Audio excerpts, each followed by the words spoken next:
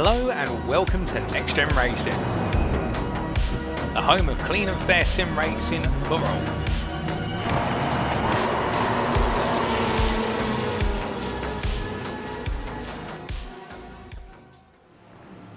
Good evening, racing fans. Welcome to NXTGEN Racing, live on YouTube, live on Facebook, and live on Kick. You join us on Thursday nights here at NXTGEN Racing with the GT3 League, and this is his 7th season of running. Round 7 of the championship tonight will be hosted at the Portimão circuit, the Autódromo Internacional de Algarve in southern Portugal. Round 7 of the championship out of 10, and we're getting right to the nitty gritty of the championship here, nearing the end. And this is where the championship standings are relatively formed and drivers have to get their heads down to achieve their targets for season end. Like we said, we're here in South Portugal today, normally a holiday region, but tonight it is no holiday for these drivers. They're gunning for it for those championship points, ready for the latter part of the season. A little bit about this track before we get into the information about the series and about tonight. Portimão circuit was built in 2008 and provisionally intended to host the World Touring Car Championship, the European Le Mans Series and the Blancpain GT Series. So it's no stranger to GT racing, of course, but of course in more recent times it has hosted Formula 1 and MotoGP, particularly helped out during the COVID seasons of 2020 and 2021. Today we're racing on the traditional Grand Prix layout, which is a 2.8 mile or 4.6 kilometre circuit featuring 15 turns, 9 to the right and 6 to the left. This is the NXTGEN Racing GT3 League, as we mentioned, hosted by NXTGEN Racing in its 7th season. My name's Alex Everett, your commentator tonight. And a big shout out should go to our partners, sponsors and affiliates here at NXTGEN Racing who help put on the show for us week in, week out, day in and day out with all the leagues we have got here at NXTGEN Racing. And those partner sponsors and affiliates include PowerMax Racing, Mark Sykes Designs, Benji Sim Photos, Motorsport UK Esports Division, Sam Cases, Moser Racing, Joyce Design, Falconer PC and Doble Motorcycles. If you want to get involved in NXTGEN Racing, all leagues are open for entry at the moment, including this one. If you scan the QR code on the lower left of our screen there, that will give you access to NXTGEN Racing's Discord server, and from there you will meet the drivers, meet the fans of the series, and more importantly, meet the admins of the series if you want to get involved in the racing. You can just join as a fan if you want to, but talk to the admins in our Discord server and they'll help get you involved in any of our leagues, which include this Thursday night GT3 League. We've also got a Legends League starting next week on Tuesdays, on the weeks where our NXTGEN Touring Car Championship on Tuesday nights, which has 2 servers, is also hosted, which is a series replicating the British Touring Car Championship. But if you want to get involved in this GT3 series, scan the QR code and join the Discord server, and you can also click the Discord link in the description of this video on Facebook or YouTube. This is a fixed setup and multi-class league, and fixed setup means that the drivers are given setups and they cannot change anything on the cars. The only thing they are actually allowed to change is brake bias. They're not allowed to change wing angle, tyre pressures, ride height. Anything that's important at Portimão, they're not allowed to change. It's only brake bias that affects their handling of the car that they're allowed to change. No change of traction control either. It's the cars out of the box as iRacing intended them, pretty much. And as we mentioned, it's a multi-class league, and these classes are based on skill. If you are in the top third of the field here at NXTGEN Racing, you'll generally go into the gold category. The middle third of drivers will go into silver category, and the lesser experienced drivers go into the bronze category. And these are the tracks we are racing this season in this GT3 league. We started off all them weeks ago, or them months ago actually, at the Misano World Circuit in East Italy. Then it was over the Atlantic to the Watkins Glen Circuit in New York State. And then it was just a little bit north to Canada for the Montreal Circuit, aka the Circuit Gilles Villeneuve, for our first of 3 endurance rounds of the championship. And the endurance rounds are the rounds that are labelled with the gold star and the gold text in our calendar you can see on the screen here. Round 4 was hosted at Snetterton 300 circuit in the UK, and then it was over to mainland Europe for the Circuit Zandvoort and the new edition of Zandvoort on iRacing for round 5 of the championship. We had a week off between rounds 5 and 6, but when we came back for round 6, which was last week, oh, what a round that was, mist and fog on the Bathurst Mount Panorama circuit for a 2-hour endurance, and it was probably one of the more exciting, thrilling and dramatic races of the season. A brilliant round for round 6 at Bathurst was last week, which means this week we're here at the Algarve International Circuit, aka Portimao, for round 7 of the championship. But next week we're back in the UK to my home track, Silverstone Grand Prix circuit, for round 8 of the championship. Round 9, the penultimate round of the championship, and it will be the last round of the sprint and feature race formats that we have here in the GT3 League. That'll be hosted at the Canadian Tire Mosport circuit. And round 10, where else is it going to end? It's going to finish at Le Mans, of course. The Circuit de la Sarthe, the circuit, the 24 hours de Le Mans. And it'll be a 2-hour endurance to end it all at the end of this season, at the end of May. And of course, the month of May is a very important month in the world of motorsport, and it is here in this GT3 League. And these are the cars we are racing. We mentioned this GT3 machinery, and it includes these manufacturers that are available on iRacing. The latest to be introduced to the GT3 catalogue on iRacing is the Acura NSX, the Audi R8 LMS Evo 2, the BMW M4, the Chevrolet Corvette Z06, the Ferrari 296, the Ford Mustang, Lamborghini Huracan, the McLaren 720S Evo, the Mercedes AMG, and the Porsche 911 992 edition. So that's the main bulk of the housekeeping over and done with. And I mentioned that we have a sprint and feature race format for the majority of our rounds, as well as an endurance format that features sporadically throughout the season. Tonight we are racing that sprint and feature race format, which means it is going to start with a 20-minute qualifying session starting on the hour approaching, which is in approximately 8 minutes from now. And that will follow with a 20-minute sprint race with the grid formed by the result of said qualifying session, and all categories are intermixed with one another, which means that gold category drivers can start amongst the silvers and the bronzes. It is an overall grid where they all start together. Whereas the feature race, which will be a 1-hour race featuring pit stops, will be a grid formed by the sprint race results, but each category will be grouped together and reversed. And there is limited capacity on fuel as well in this series, 80% capacity fuel to start the races, and they are limited on instant points, so they cannot get too many off-track penalties, particularly on a track like this, which is so inviting to off-track penalties and just going over the curb here and there to get yourself a little bit of extra time, to run off a little bit wider out of the corner to get yourself some extra speed. It is very strict in this series, and drivers have got to be careful of that on this track, which invites track limit pushes, I suppose. So what about the championship situation as we head into tonight's round? Well, we had a thrilling round last time out at the Bathurst circuit in Australia, and we're back in mainland Europe today. A very quick trip from Australia back to Portugal within a week. All the logistics and supply chain have done very well to get this series to Portimao today. But for the championship heading into tonight, Benji McCluskey, a brilliant drive, probably one of his best drives he's had, I would say, and there have been many. Last season's champion leads the championship heading into tonight by 63 points from Stefan Wessels.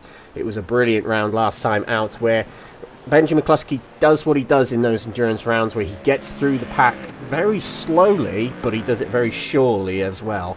He got himself a good tyre strategy as well during that race, which got him to the front of the grid, and he won the race and got the bonus points. Maximum points round for Benji McCluskey last week. Second place, Stefan Wessels had a tricky start to this season, but he's been really good in the last 2 rounds with high scoring points. He is second in the championship for what he'll feel was a slow start for him, and it was a rather unlucky start to the season as well for Stefan Wessels. He's got many race wins under his belt, but he'll be happier now he's second in the championship, but still closely rivaled. 5 points behind is Harry Langford, who's had a very consistent and strong season with great finishes, yet to get the illustrious win though in one of these races this season. He sits third. Another driver who's been very consistent and high performing this season is Jack Pittas, who moves up to 4th in the standings following his good result last week at Bathurst. Ben Altria, a race winner this season, gets himself into 5th in the standings with the last 2 rounds being much better than most other rounds he's had this season. 5th place, very good for him. Just 3 points, though, ahead of Mike Barber in 6th position.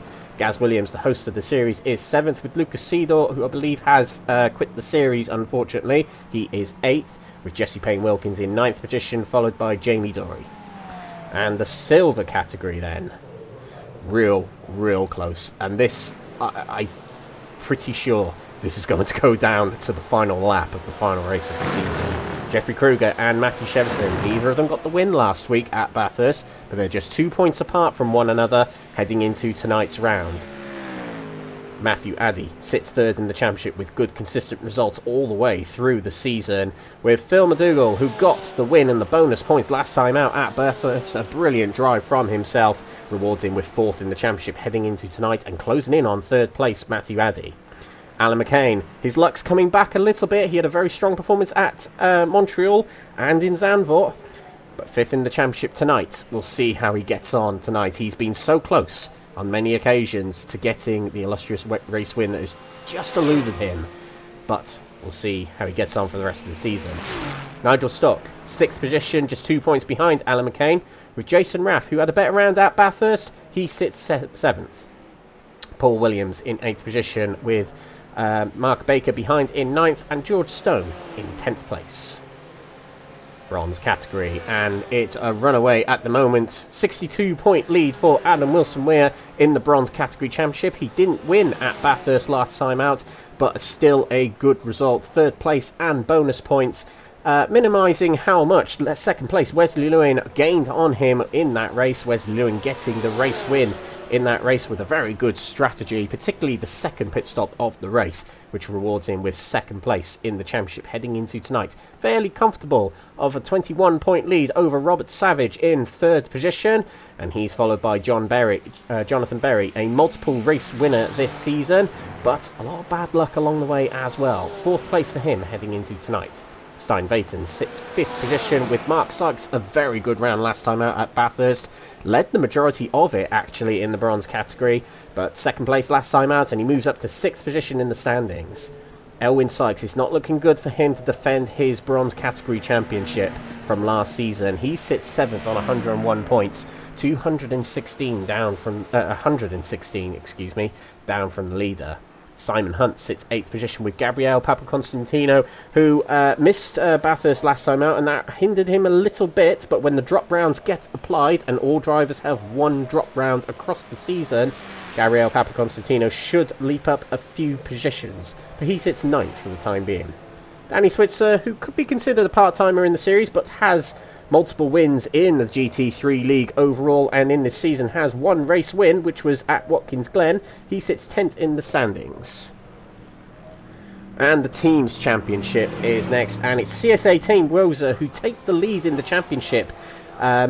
The top 5 has been pretty much the same order throughout the entire season until last week's round at Bathurst, where Stefan Wessels and Jeffrey Kruger scored the majority of the points, finishing 1st and 2nd in their respective categories to get them a whole heap of points and move up to 1st in the team standings. Mission R, powered by Mords, is very much powered by Adam Wilson-Weir at the moment in the point scoring department. Not such a good haul of points in Bathurst, and it drops into 2nd in the championship, 14 points behind top spots.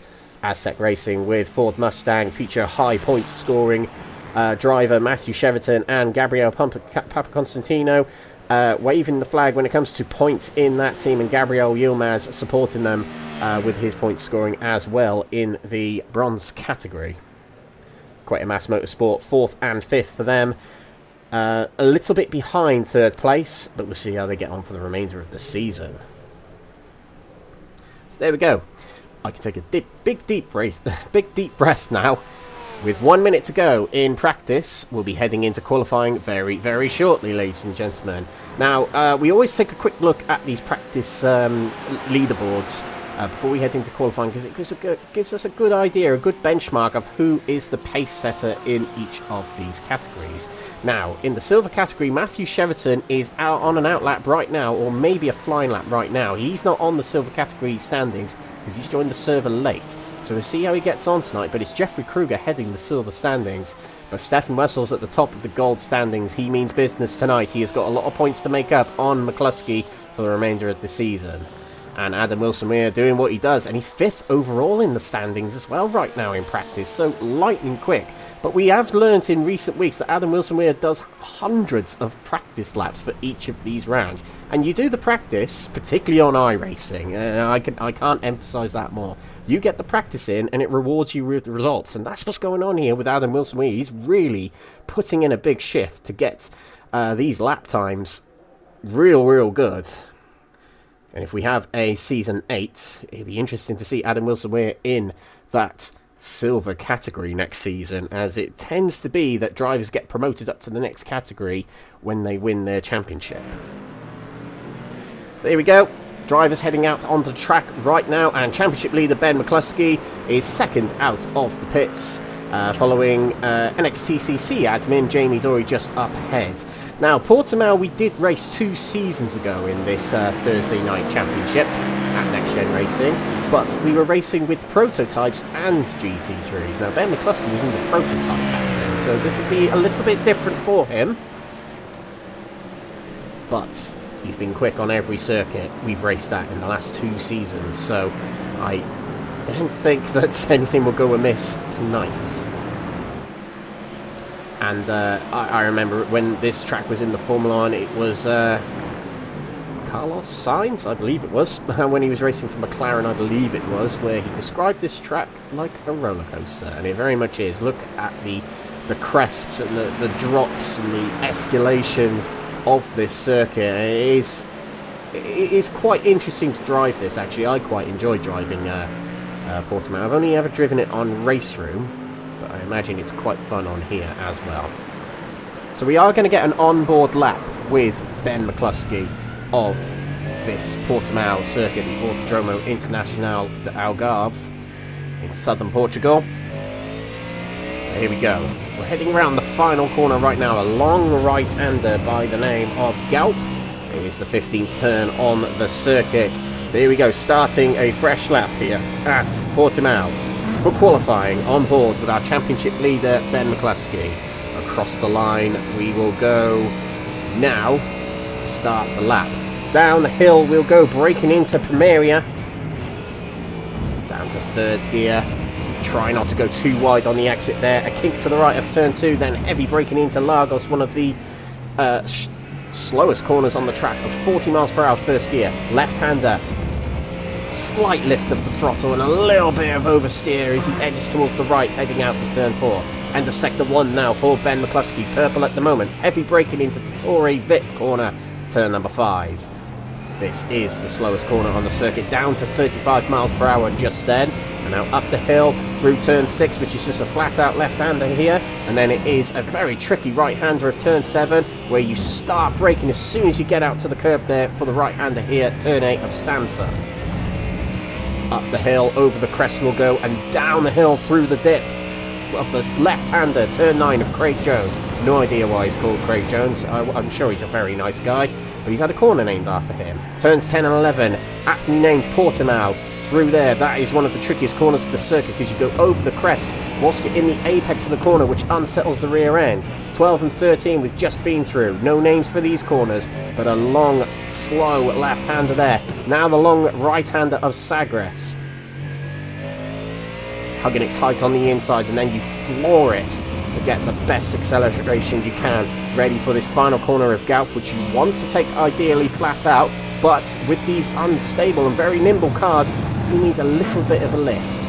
And there we go, that is a lap of Portimao on board with Benji McCluskey, who's had a very quick 2nd and 3rd sector so far, but someone has beat him, and that is Harry Langford in the 1st sector. So let's see how Harry Langford gets on this opening lap here. He's a 10th slower than Ben McCluskey, so sectors 2 and 3 didn't quite do it for Harry Langford. Let's keep an eye on Stefan Wessels to see when he's heading through. I can't find him on my timing screen at the moment. Here we go. He's heading around the final corner right now, so we see how he gets on with this lap. It's a very good final sector. And there might be a lot of invalid lap times tonight, but that is not an invalid lap from Wessels. But he goes 1.5 tenths behind McCluskey. Good start to the session for McCluskey, but there's a long way to go in this session. Nice purple sectors there from Jeffrey Kruger in the silver category. He will cross the line very shortly. Will he go early to the top of the silver category standings? He's crossed the line, and he will. He'll go nearly a second clear of championship rival Matthew Cheverton, who might not have much practice just yet in this track, or on this track. But we'll see how he gets on. Very quick learner is Matthew Cheverton. Now here is Adam Wilson-Weir, who goes straight to the top of the standings. 0.35 quicker than his rivals at the moment in the bronze category. Ben McCluskey's on another good lap. Purple first, green second, which means it's a PB and an outright best in the first sector and the second sector, which means this is looking very good for an extended lead in qualifying at the moment. We're very early doors here, but it's still quite the statement. Jason Raff goes top of the silver standings at the moment. That's 4th overall as well. And we'll switch to the overall standings shortly, but not such a good third sector from Ben McCluskey. It was yellow, but it's good enough to extend his lead at the top of the standings here in qualifying at the moment. That is until Harry Langford crosses the line and goes top of the standings. A tenth and a quarter quicker than Langford on that lap. Quicker than McCluskey, shall I say, on that lap. Brilliant, brilliant from Langford. Alan McCain crosses the line. He goes 3rd in the silver standings. And Stefan Wessels has hit the pit lane. He's decided he's had enough of these tyres. He wants to get rid of them and move on to a fresh set of boots.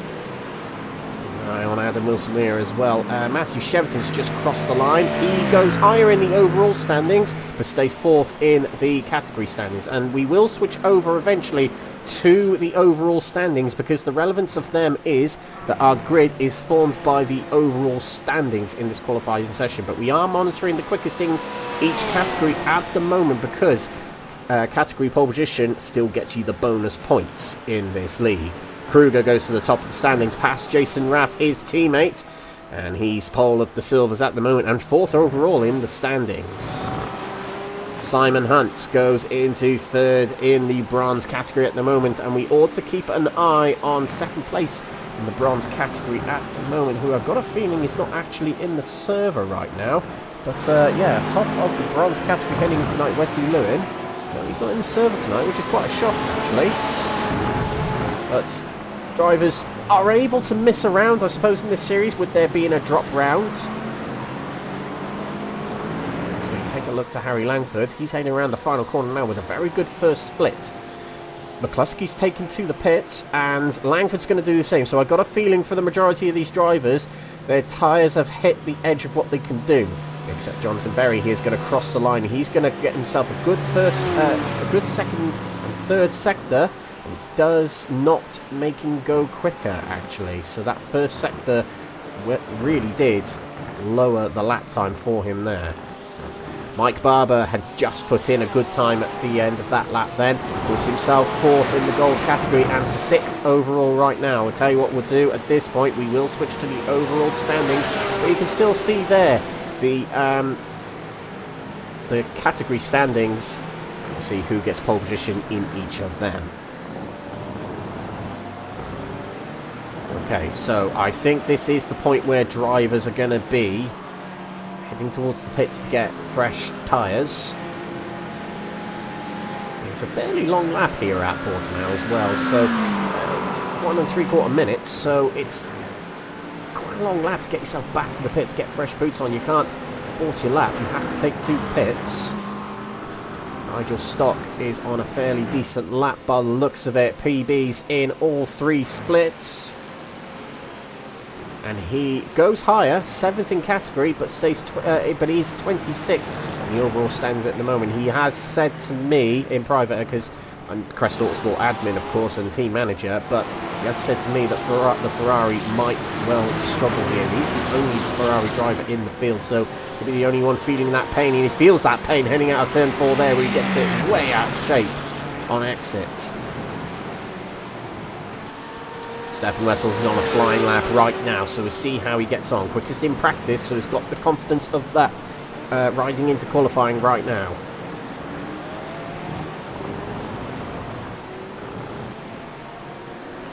Let's just stay with him for now. You can use the track map on the right there to tell which drivers are where on the track. We've got Jeffrey Kruger heading towards the end of the lap here. We'll switch to him very shortly. We've got Adam Wilson-Weir also on a potential lap completion here.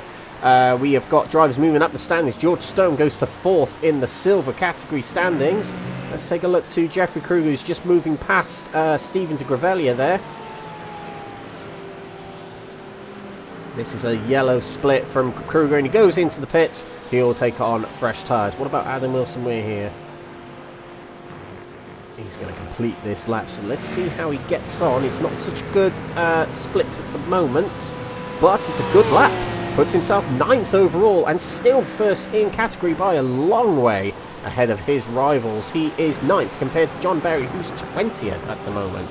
Fantastic from the Northern Irishman. Drivers who might be on good sectors. Stefan Wessels crosses the line with purples all across the board. Quarter of a second quicker than Harry Langford, puts himself to the top of the gold standings as right in front of him there's a Yorkshire Mafia driver who comes out of the pits right on the apex of the corner there. So this definitely will be a repeat lap from Wessels there as he stamp on the brakes before the apex of turn 1 then. But how will our championship leader respond to that? Benji McCluskey is on a flying lap now, but it's only his first flying lap, so he might have to use another lap to get the tyres warmed up. Let's see how he gets on this lap. 3rd in the standings right now. That's where he was in practice.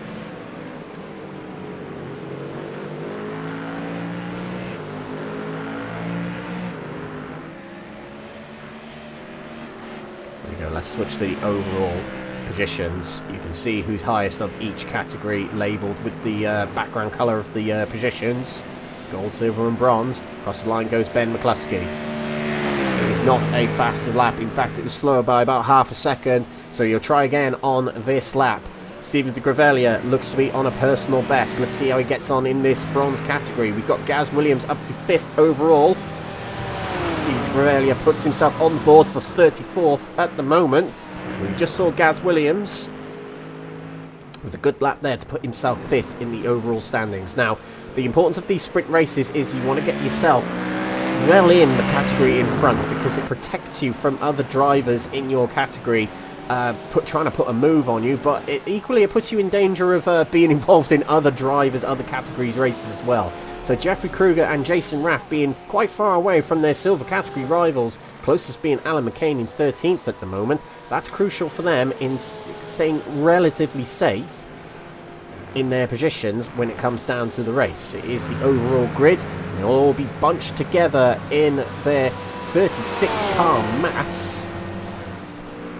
And just to point out, we have 36 cars on the field. There are 34 with valid times, and I believe that's because Andy Chell and I think Danny Switzer, are serving penalties in this round.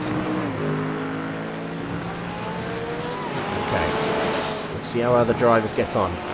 Adam Wilson-Weir has headed out for an outlap here. This will be his final set of tyres that he'll potentially use in this session. Likewise with Stefan Wessels, both of these drivers we've mentioned just then are highest in their categories. Kruger will be very keen to get himself running nice and quick early on here. He is from Season 5, actually the last time we raced this track, he was the Season 5 Bronze category champion. He dominated that category then. He's not dominating this season. He's in close contention with Matthew Cheverton. But Matthew Cheverton, by the seams of it, I'm correct. Do excuse me if I'm wrong, but he entered the server late and he might not be as practiced as Jeffrey Kruger on this track. So he's going to be learning for quite a bit of the night here. As I said earlier, he's quite a quick learner.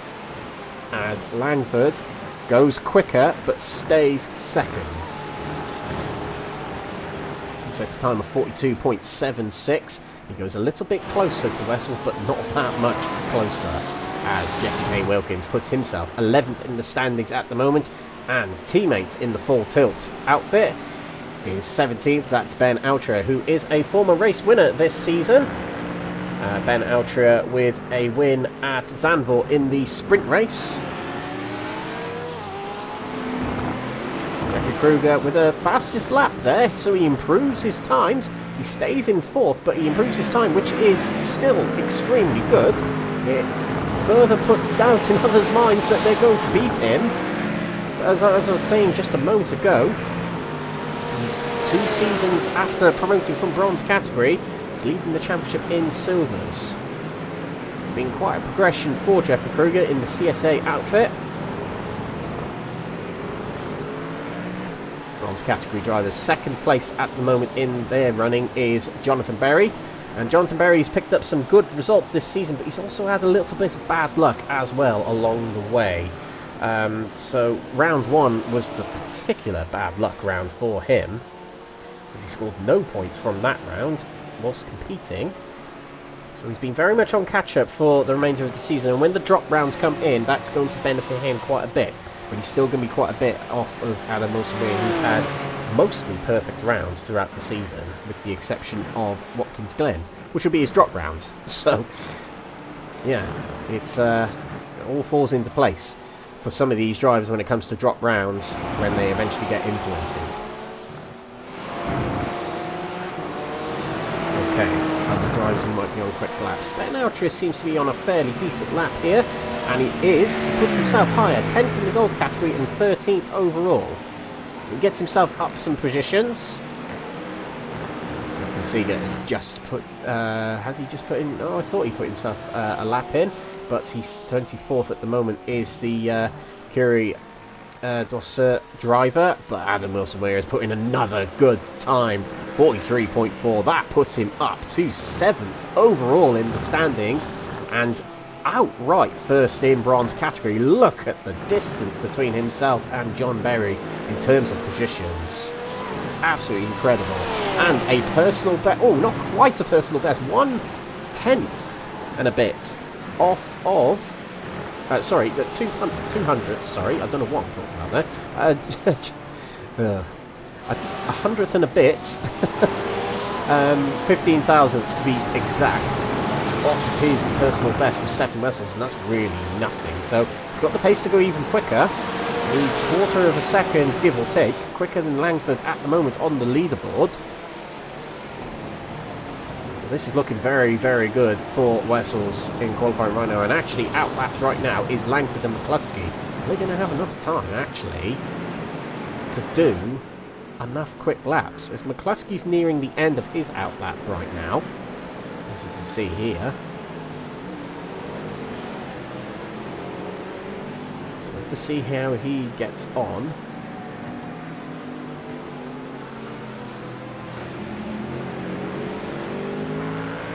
And Wessels has called it a day in terms of qualifying. Anyway, he's taken to the pits and said, you know what, beat that, guys.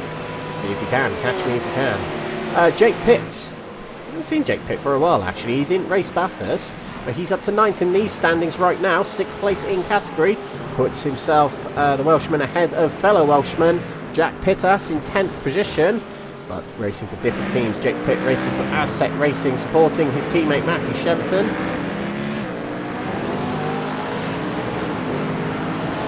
He's moving out of the way of other drivers at the moment, as he's not on a personal best. Langford on an outlap right now. McCluskey's already started his first flying lap of this stint on this set of tyres. So these drivers, it's now or never. The next minute and a bit, and actually this might be Langford. Langford might have been one of the drivers to start their final lap. The driver in front of Stephen de Grevelier might be as well. But Langford might not get another chance other than this one he's on right now. McCluskey may well get another chance. He's on the final split of this lap as of now.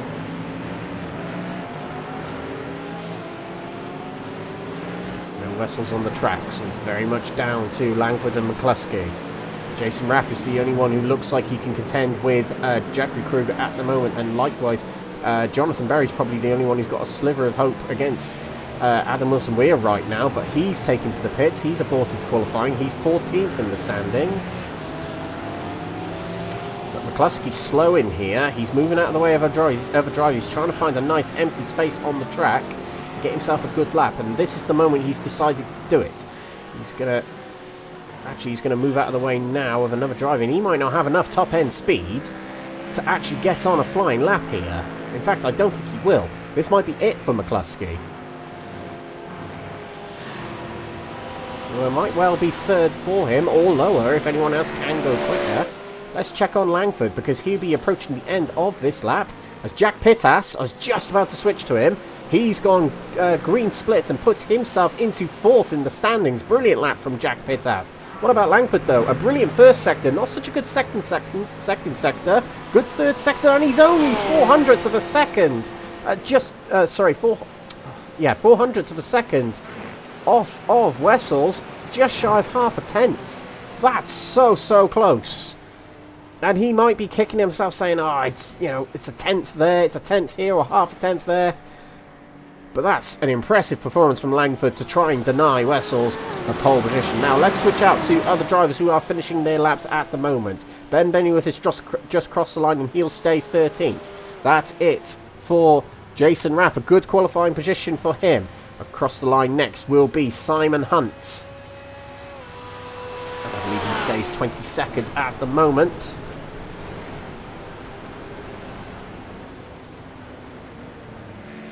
Next across the line will be Matthew Cheverton. Let's see how Cheverton gets on. He's on yellow split, so it's not looking so good. He's 5th in your silvers, and in fact, he aborts to the pits. That's the end of his qualifying, and Matthew Addy is going to do the same. So Jeffrey Kruger's looking safe as he takes to the pits as well. As does other drivers. Adam Wilson-Weir has settled for pole as well. And I think that's it for the majority of these drivers. Sammy Ariba will cross the line. Will this be quicker for him? Not. He's slower than his previous lap. 32nd for him. And I think that's the majority of our drivers who have finished up here, and I don't know if Langford made it to the line, actually. It would have been very close. Let's just see what happens here. He's on yellow splits, though.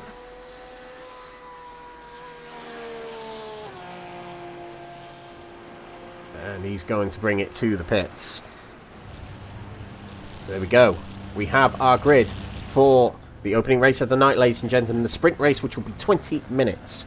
There's our grid. Our pole sitters of each category, which will take away bonus points in their category, will be Stefan Wessels in gold, Jeffrey Kruger in silver, and Adam Wilson-Weir in the bronze category. And of their positions in their category, overall they'll actually be 1st for Wessels, Kruger will be 5th, and starting 8th will be Wilson-Weir. It was actually a good latter part, a final lap actually of the session for Elwyn Sykes, last season's bronze category champion, as he puts himself 14th in the standings and 2nd in the bronze category. So yeah, Elwyn Sykes pulling that out of nowhere, really, it seems. But the defending champion, a very good final lap for him there. And there are very close gaps, actually, between 11th and 16th there. But we're heading into the race now, and drivers will grid up, ready to start this opening race of the night. And this is how the grid will line up for our opening race of the night. It will be Stefan Wessels who starts on the front row, getting pole position in qualifying just then, with Harry Langford alongside him. Ben McCluskey, our championship leader, and the number 1 on his door, last season's champion. 3rd position with Jack Pittas, 4th in the championship and 4th on the grid today. Jeffrey Kruger, top of the silver category qualifiers, will start 5th in this race overall, with Gaz Williams, our admin, in 6th position. Jason Raff will start 7th position, with Adam Wilson-Weir highest of the bronze category, starting alongside in 8th position. 5th row is taken up by Mike Barber and Jake Pitt, followed by Sean Shute and Jesse Payne-Wilkins on the 6th row. 7th row is taken up by Ben Bennyworth and Elwyn Sykes, 2nd of the bronze category drivers, with Jonathan Berry just behind in 15th and Ben Outry alongside in 16th. Jamie Dory is 17th with Alan McCain, his teammate, alongside in 18th. Martin Hobson will start 19th with George Stone alongside in 20th. Matthew Cheverton, battling for the silver category championship at the moment, is 21st on the grid with Simon Hunt alongside in 22nd, and Stein Vaitens 23rd with Aaron Hobson starting alongside him on that 11th row.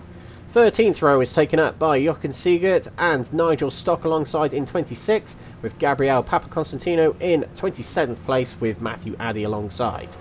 Rob Savage will start 29th position with Phil McDougall rounding off the top 30. Michael Evangeli will qualify 31st with Sami Ariba in 32nd. Gabriel Yilmaz will line up 33rd. With 34th going to Stephen de Gravelia, and starting at the back of the grid will be Danny Switzer and Andy Chell.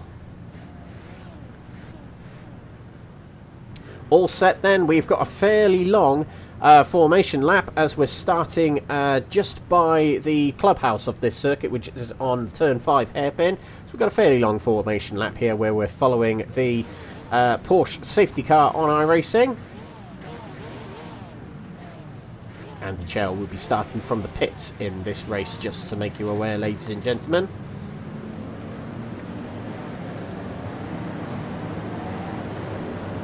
So there's 35 drivers starting on this grid, and they're all gaggled together, as you can see here. And there's no separation of categories in this race, but there will be in the second race, which is coming on later on tonight, ladies and gentlemen. This is our 20-minute sprint race we're about to start right now. And later on, we've got the 60-minute feature race, which will feature grouped grids and pit stops.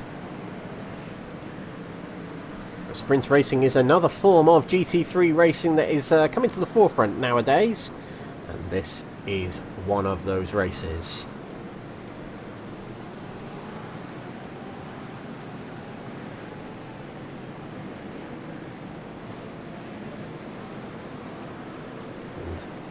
Just remember, ladies and gentlemen, we have got plenty of rounds left actually in this championship. Next week we're heading off to Silverstone. Tonight we're at Portimao, and then in 2 weeks we've got the Canadian Tire Motorsport round 9, but only 3 weeks away is Le Mans, our final round. The month of May is busy in this championship, likewise what it is in real life motorsport as well, with the Monaco Grand Prix and the Indy 500 all featured in May.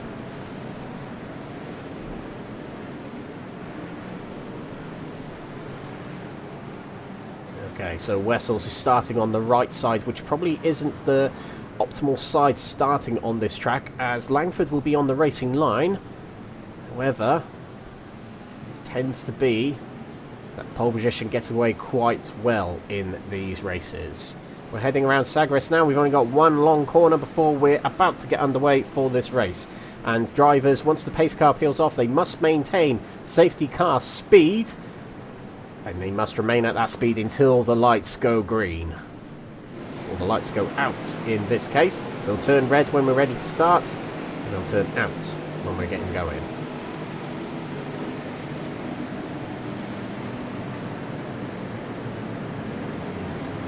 Ease towards the grid now. The pace car will peel off. Approaching the grid we go. It's a rolling start here for the sprint race, the opening race of the night. Wessels on pole position, Langford alongside.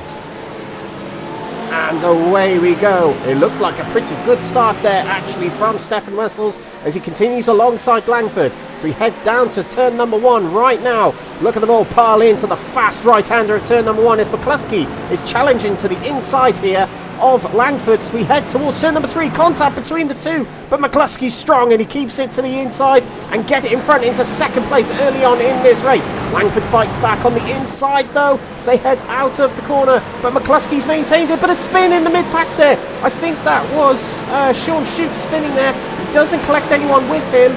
But no, it wasn't Sean Shute. It's another CSA driver. I can't quite make out who it is. We'll come back to it later on. But they all pile into the hairpin at the moment. Oh, look at these cars bunching up. Constantino in up. And there's a spin in the mid-pack there. That's Elwyn Sykes. Sykes goes into the barrier there. There was contact between him and someone else. And that is a race largely ruined for him. And CSA have not had a good start to this race. It's actually Jason Raff who spun back there, and he started second in the silver category, remember. But we continue up front here. We'll stay with the overall standings for now. but Wessels with a very good start to this race. Combine that with McCluskey and Langford tripping over each other on the first part of the lap here. That has allowed Wessels to stretch away. He needs points, plenty of points on McCluskey if he wants to try and rejuvenise a championship bid. Jeffrey Kruger stays 5th at the moment, and Adam Wilson-Weir, highest of the bronze category, is 8th.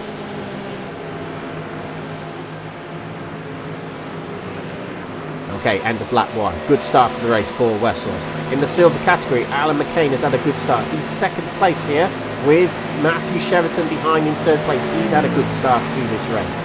2nd in the bronze category is John Berry in 16th place there.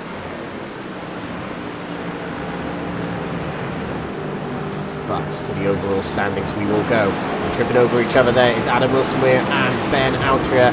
Adam Wilson-Weir has dropped behind Jake Pitts and he's battling with Ben Altria here. Feature race winner of the Zandvoort round is Ben Altria. Got the inside for this corner is Adam Wilson-Weir, but Ben Altria on the outside breaks later and gets it in front of the Mission R driver for 9th place overall and 8th place in category. And Alan McCain and Cheverton have broken away from the pack here, but here 2nd place in the bronze category. You've got John Berry at the front of this pack here. Oh, and a bit of a nudge there from Aaron Hobson to get a move on through the Samson corner there. In 3rd place of the bronze category, Gabriel Papaconstantino, who missed Bathurst a week ago, but he's back tonight in the Aztec Chrome Mustang there. You see a slight move to the inside from Rab Savage on Sean Shute, but he had a bad exit there and he drops him off a little bit. It did put him in a little bit of danger from Nigel Stock just then.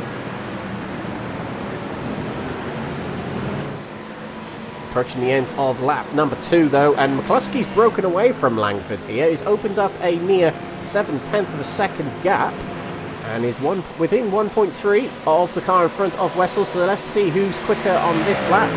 It is actually Wessels who's quicker by only 0.04 of a second from Wessels, but near 0.4 quicker McCluskey than Langford on that lap. As was clouded over a little bit here at Portimao. That's why it's gone dark all of a sudden here.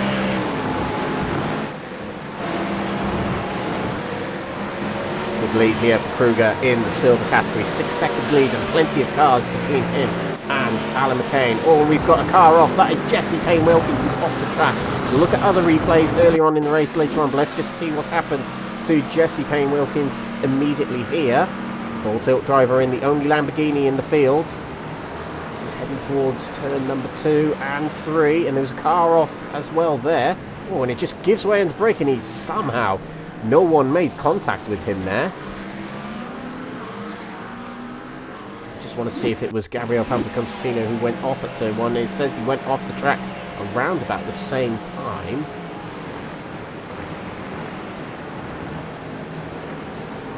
Oh yeah, it was. Yeah, it just completely gives way on him and sends him off. And that sent him far down the order, and damage on the rear of the car as well will not help as he'll be limping it back to the pits. As you can see here, there'll be no downforce on the back of that car, which means it's going to be so undrivable. But a good extension of the lead on this lap for Stefan Wessels. Looks very quick in practice, very quick in qualifying. He's looking quick in this race right here.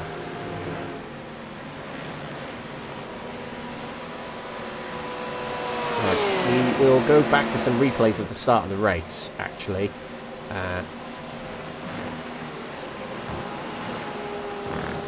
We'll see what happens to the drivers that spun at turn number 3. Or turn number 4, shall I say. Let's see what happened to Jason Raff at the start of that race. Here we go. It's significantly brighter than it is now. Right, here we go. He's on the inside of one of the Quatermass drivers here as we head into the corner. Oh, there is contact as Raff understeers and the other Quatermass car turns into the apex, thinking it was clear on the inside, but it was just a little bit of the rear bumper still on the inside of said driver. And I believe... actually couldn't tell you who that Quatermass driver was. It might have been Ben Bennyworth, actually. It looked like the Porsche driver of Ben Bennyworth, but couldn't tell you for sure, actually. But we'll continue on. We're on lap 4 of the race, 6 minutes in. It's a good start for McCluskey, and Langford's responding on this lap. He's closing in a little bit to McCluskey.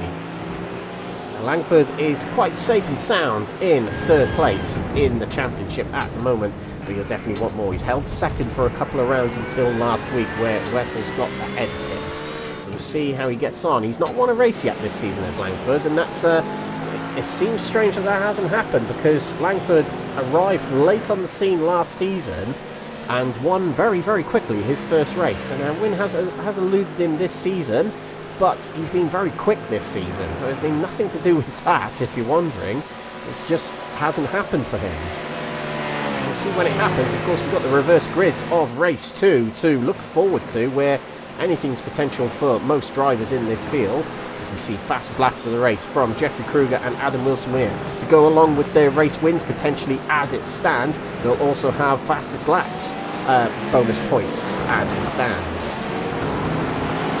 Fairly close in the silver category up here. We've got Alan McCain just ahead of Matthew Cheverton back here, who's gaining a little bit on Alan McCain.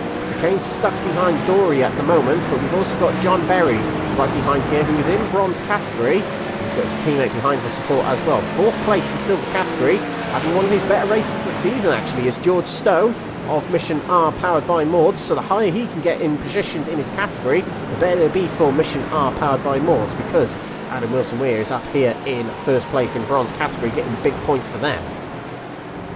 But CSA, Team Rosa, have drivers in 1st and 1st, which means almost maximum points for them if they can finish as it stands.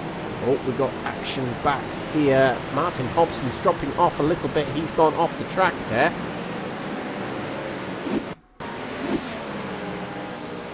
He's out on his own here. Drive-through penalty, car 23, track limits. Car 23, track limits. So early on in this race as well, which is quite the shock actually. That's Stephen de Gravelli who's had the penalty there, and Martin Hobson just loses it heading out of the corner there, and that drops him down a lot of places to 19th place overall and 12th in category. Danny Switzer's had a good start to this race, 16 places gained overall, and that puts him 3rd place in category. It's a great start for Danny Switzer in the Verano Motorsport car. Verano have a strong party of people watching on the live streams as usual. Only one driver representing the Verano liveries this season, unfortunately. But Danny Switzer waving the flag for Verano at the moment. And we see a swap of places there between Evangeli and Vatens for the 5th place in category. This is how it happened, heading out of the final corner along the main straight. It just looks like Evangeli has just powered it past under braking going into turn 1, which is very difficult to do. Yep, he does it, and Vatens can do nothing but surrender that position there. Good move from Evangeli. Very brave under braking. Such a difficult corner. Oh, we've got an incident for Jochen Seeger. That's heading into turn into and out of turn number 3, and here's how it happened to the German driver. He was behind Simon Hunt, I believe that is, in just up ahead. It might be Andy Chell, actually. Oh, late on the brakes, hits the rear, and that sends him off, and he excursions to the grass there. But Stephen de Gravelli is in the pits at the moment, as he'll have to serve a penalty for track limits. And so early on in this race as well. And this is what we were saying earlier on, ladies and gentlemen. Track limits at Portimao, they're so inviting, actually, to go over the curbs. As you can see, Wessels do a little bit there, but you've got to keep some of your wheels on the track at all times.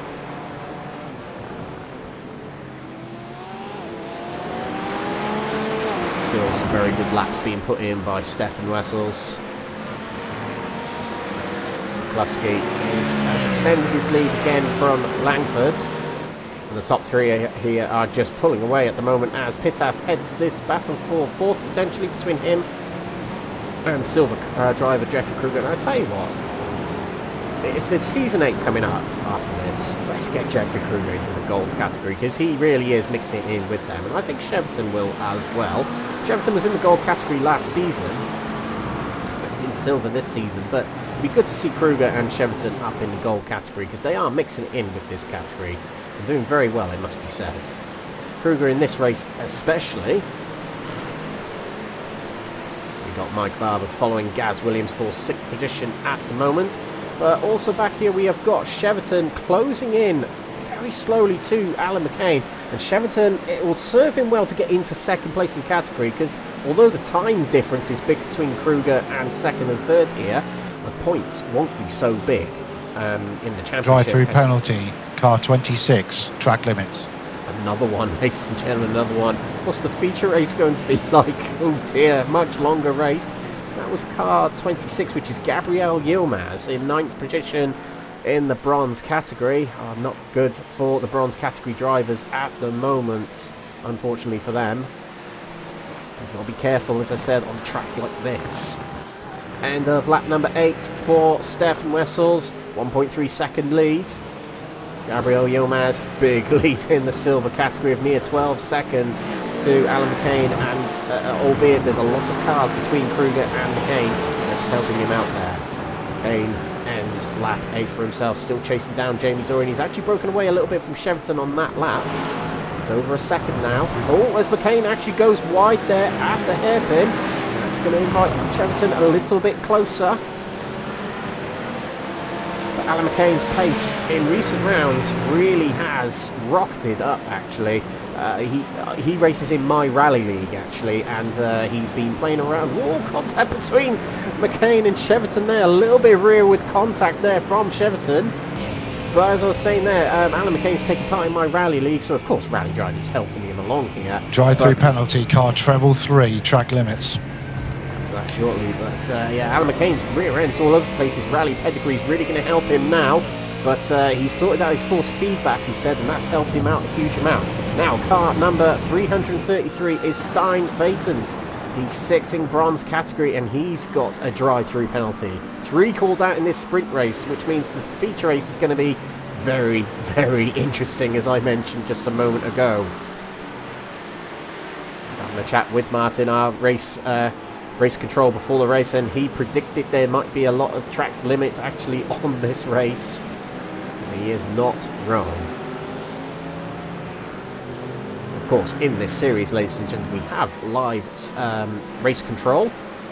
Not many series have on iRacing, but when we do, it's a very, very nice luxury for enforcing rules and just making sure that driving compliance is adhered to in these series, keeping things as clean as possible live on the go. So a big thank you goes out to all the NXTGEN admins who help run the show here. It's a very hard effort that goes into all these races and leagues that NXTGEN host. Langford is pretty close now to McCluskey, by the way, right on the gearbox. Here's the view from Langford, looking forward to McCluskey and getting close under braking there into Samsung. Now as we head up the hill, let's see if Langford can mount a challenge to McCluskey in the final quarter of this race. This will be music to the ears or to the eyes of Wessels. You'll see the relative, you'll see Langford getting close to McCluskey, and now keep McCluskey off his back if they can battle. Still close also between McCain and Cheverton. That's another battle we need to keep an eye on. But it seems the number ones in each category seem fairly settled in their positions at the moment.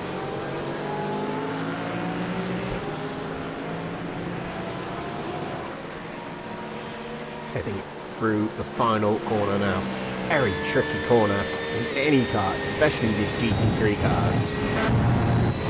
But McCluskey had a good end of the lap there, broken away a little bit from Langford.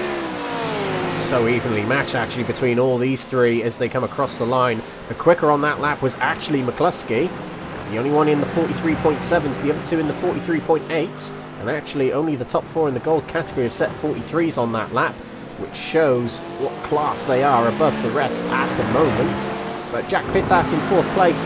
I've said it previously in this season, we need to give him a little bit more credit here. He's been super consistent this season and super quick, and it's rewarded him with 4th in the championship. He's not been involved in much trouble either this season, racking up the points for not only Quatermass but himself. Oh, and John Berry's had an incident in the Mission R car, and he moves down a lot of positions. He was in 2nd position in category. That promotes Danny Switzer to 2nd and Rob Savage up to the podium. Into turn 1 goes John Berry. Hits the curb too hard and it spits the car around. The BMW doesn't like high curbs like that. I know it from experience in endurance racing. It's the car I've driven the most, and John Berry fell prey to that just then. Oh, it's just about. Matthew Addy avoids him then, and also there was another driver, Jason Raff, just about avoiding John Berry's rejoin just then, coming out of turn number 1.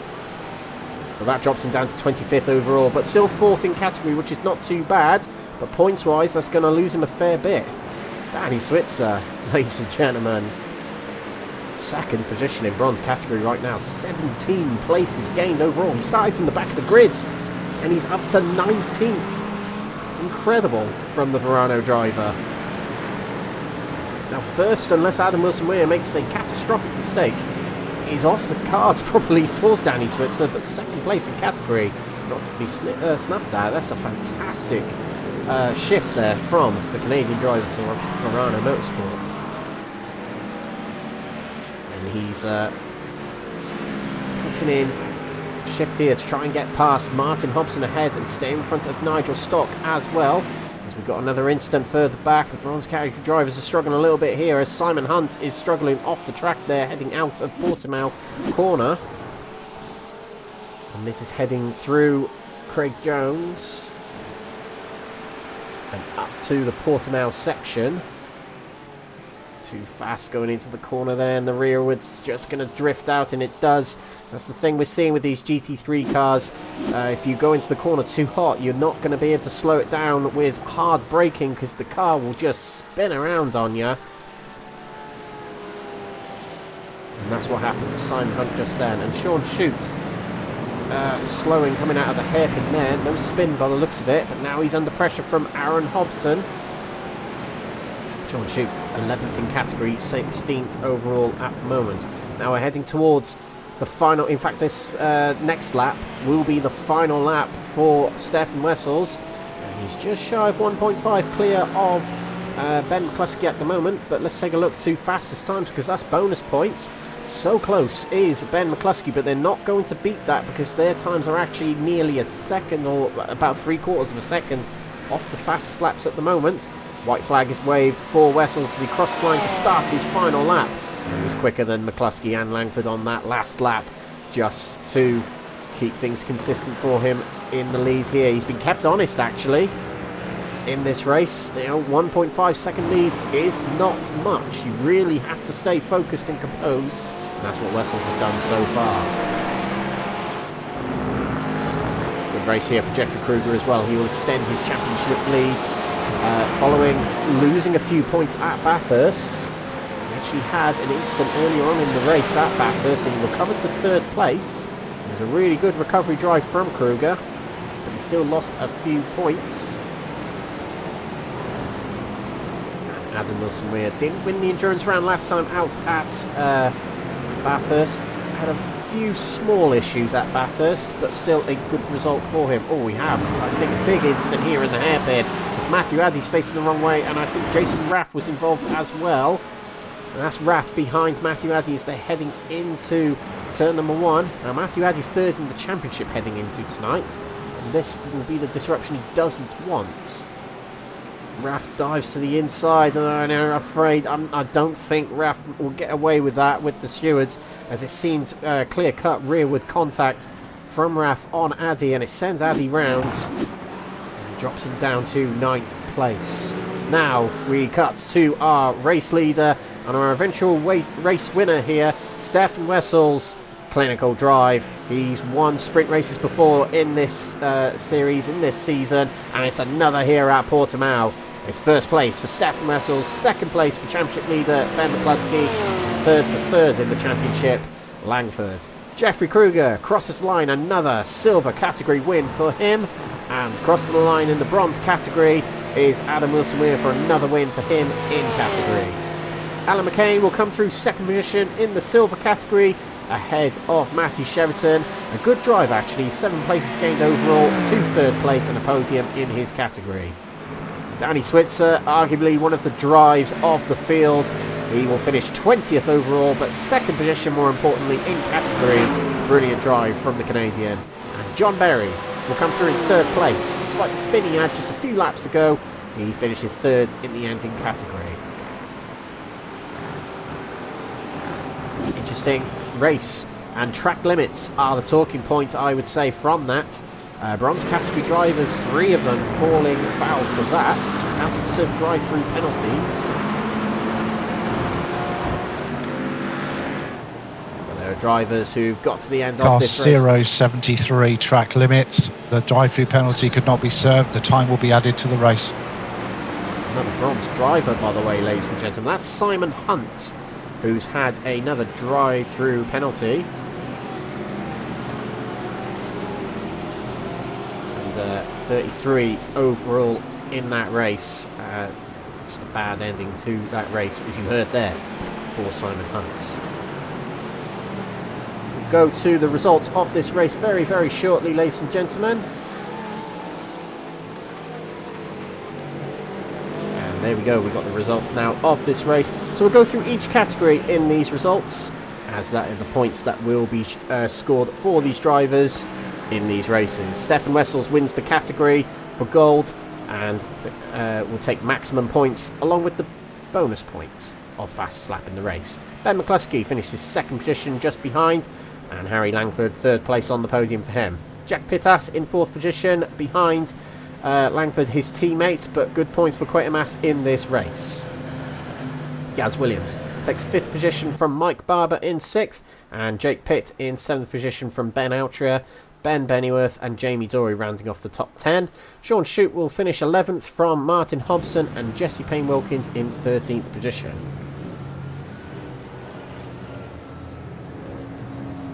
In the silver category, it's another win for Jeffrey Kruger in category, and an enormous win at that. 15 seconds and 5th overall for Jeffrey Kruger in that race. Alan McCain will come through in 2nd place, just ahead of Matthew Cheverton in 3rd. George Stone, with one of his better results of the season, finishes 4th. 5th place to Aaron Hobson, with Nigel Stock in 6th position, just ahead of Phil McDougall, who won the endurance race last time out at Bathurst. Jason Raff, a good qualifying session, but the race did not serve him well, as he finishes 8th in category there. Matthew Addy 9th from Jochen Siegert, rounding off the top 10 and the finishers. Bronze category, and it's Adam Wilson-Weir with a brilliant win of 20 seconds from Danny Switzer, who is our biggest mover overall off the grid. 20th overall in this race, but 2nd in category, with Jonathan Berry in 3rd position, rounding off the podium, just ahead of Rob Savage, his teammate at Mission R, and Mission R Academy also in 5th place as well in category, with Michael Evangeli finishing there. Andy Chell, starting from the pits, had a good race there, moves up a lot of positions to 6th position, with Sammy Ariba finishing behind in 7th. Stein Vatens 8th from Gabriel Papaconstantino in 9th. Elwyn Sykes 10th from Simon Hunt, who will have to serve a post-race penalty, is 11th for the moment, with Gabriel Yilmaz and Stephen de Gravelia rounding off the finishers. This is round 7 at Portimao, ladies and gentlemen. We've got the feature race coming up very shortly at approximately 9:10 UK time. That's in approximately 15 minutes from now. Join us then for the feature race, which is an hour in length. Will feature pit stops as well. Thank you for watching so far. We'll see you shortly.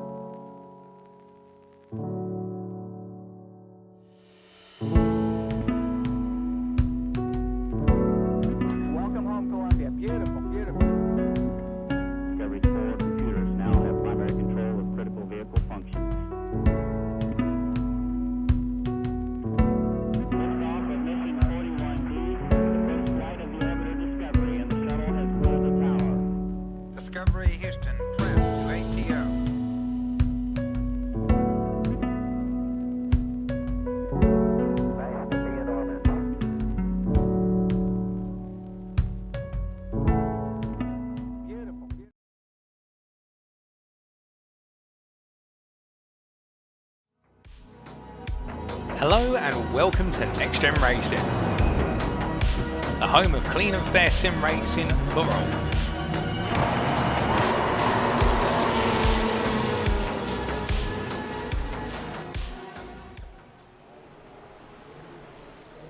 Good evening, ladies and gentlemen. Welcome back to Portimao in southern Portugal for the NXTGEN Racing NXTGEN Racing GT3 League.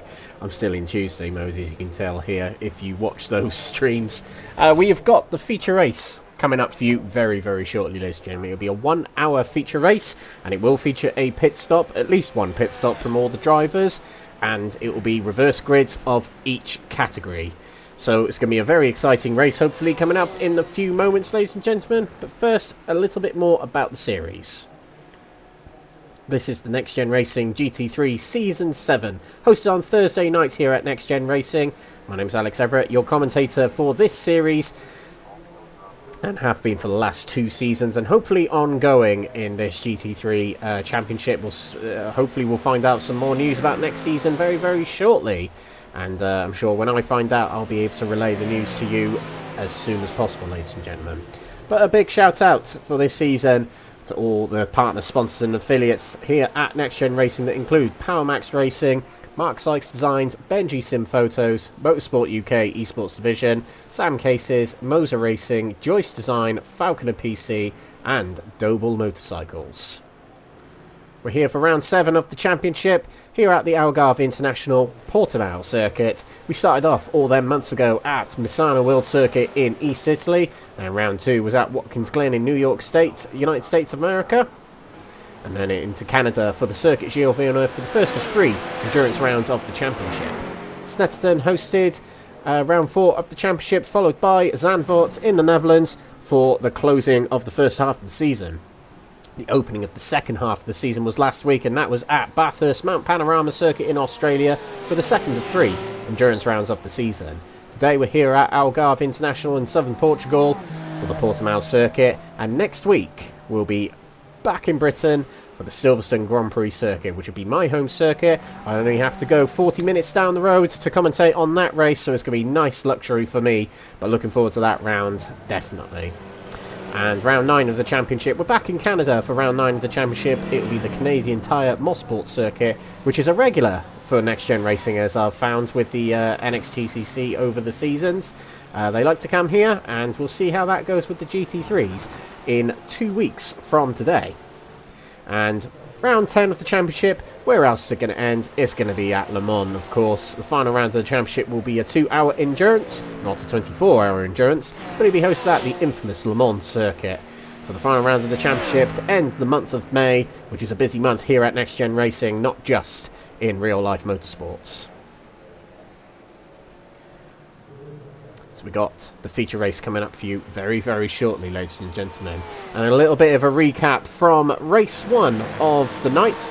We had some very good racing. Oh, something's happened to our overlay there. So while I'm talking to you, ladies and gentlemen, I'll just try and fix that. But yeah, a very, very interesting night, start to the night indeed, with gold category. Leading it from lights to finish was the gold category driver of Stefan Wessels. And in the silver category, winning that category by a long way indeed, was Jeffrey Kruger, qualifying so high up in the order. And there we go, much better. And it was pretty much a lights to flag for him as well. And likewise with the driver we're watching right now, Adam Wilson-Weir, also lights to flag win for himself in the bronze category. So our championship leaders in silver and bronze have done very, very well indeed. But don't write off McCluskey as well, as even though he didn't win the first race, McCluskey still scored a lot of points and didn't relinquish many in that opening race of the night, which is what McCluskey does. He knows how to win championships, not just by winning races, but scoring points. That's what Andy Priaulx did infamously in the World Touring Car Championship for 3 wins in a row. He only won very few races in that tenure as well. It just goes to show that you don't need to win many races to win championships. We're heading into the feature race very shortly, and like I said earlier, ladies and gentlemen, each category will start in groups, and they'll be reversed from the results we had in race number 1. And we'll go through the grid very, very shortly for this feature race, the final race of the night.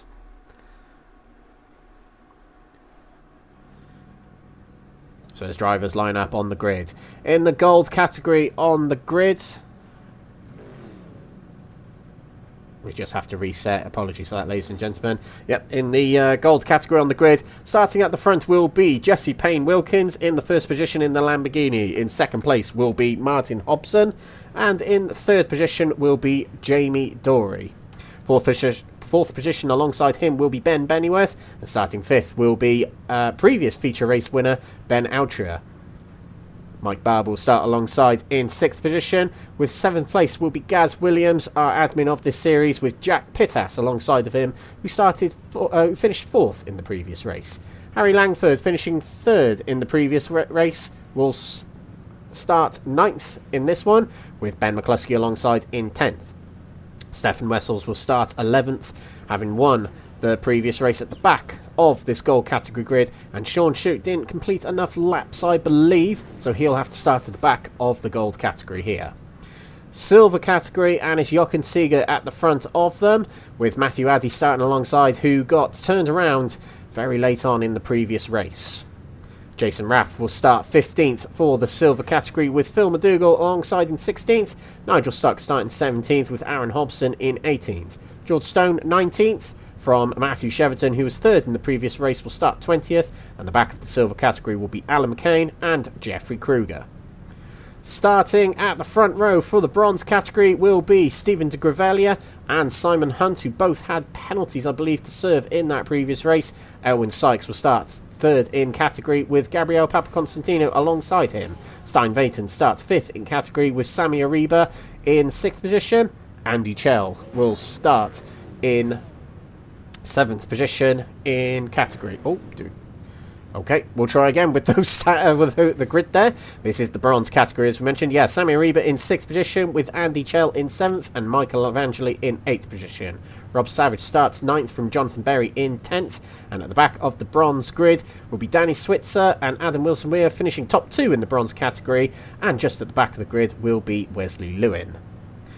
Wesley Lewin joins the grid, having not started the sprint race. But the winner of the Bathurst Endurance joins us for this feature race. So well done to Wesley Lewin for joining us, albeit late, but still he'll be able to get some points on the board in this feature race. Okay, so we're rolling for our rolling lap. Jesse Payne Wilkins at the front of them. Now, Jesse Payne Wilkins, I believe he won here in one of the races 2 seasons ago, actually, when it was the prototype and the GT3 championship. I got a feeling this was the round he won here, and he's starting at the front here, so could be a good omen. It could be. I could be very wrong about that, however. It's my memory for you, ladies and gentlemen, but I've got that memory on the back of my mind. It was him and Karol Puchalka who dominated that season, actually, of Season 5 in the gold category GT3s. So we'll see how he gets on in this one. Now, like we said, we have got the gold category starting here, but then back here we've got the silver category, and there's got to be a pretty big distance between all the categories, as you can tell. And in the bronze category, they are back here, headed by Stephen de Gravelia. So each of them will get their own starting sequence called by the race director. But when the pace car peels off and the lights go out, the gold category can start. The silver category and the bronze category, however, will be called by the race director. So it's a little bit easier for these gold drivers to decide when they start the race.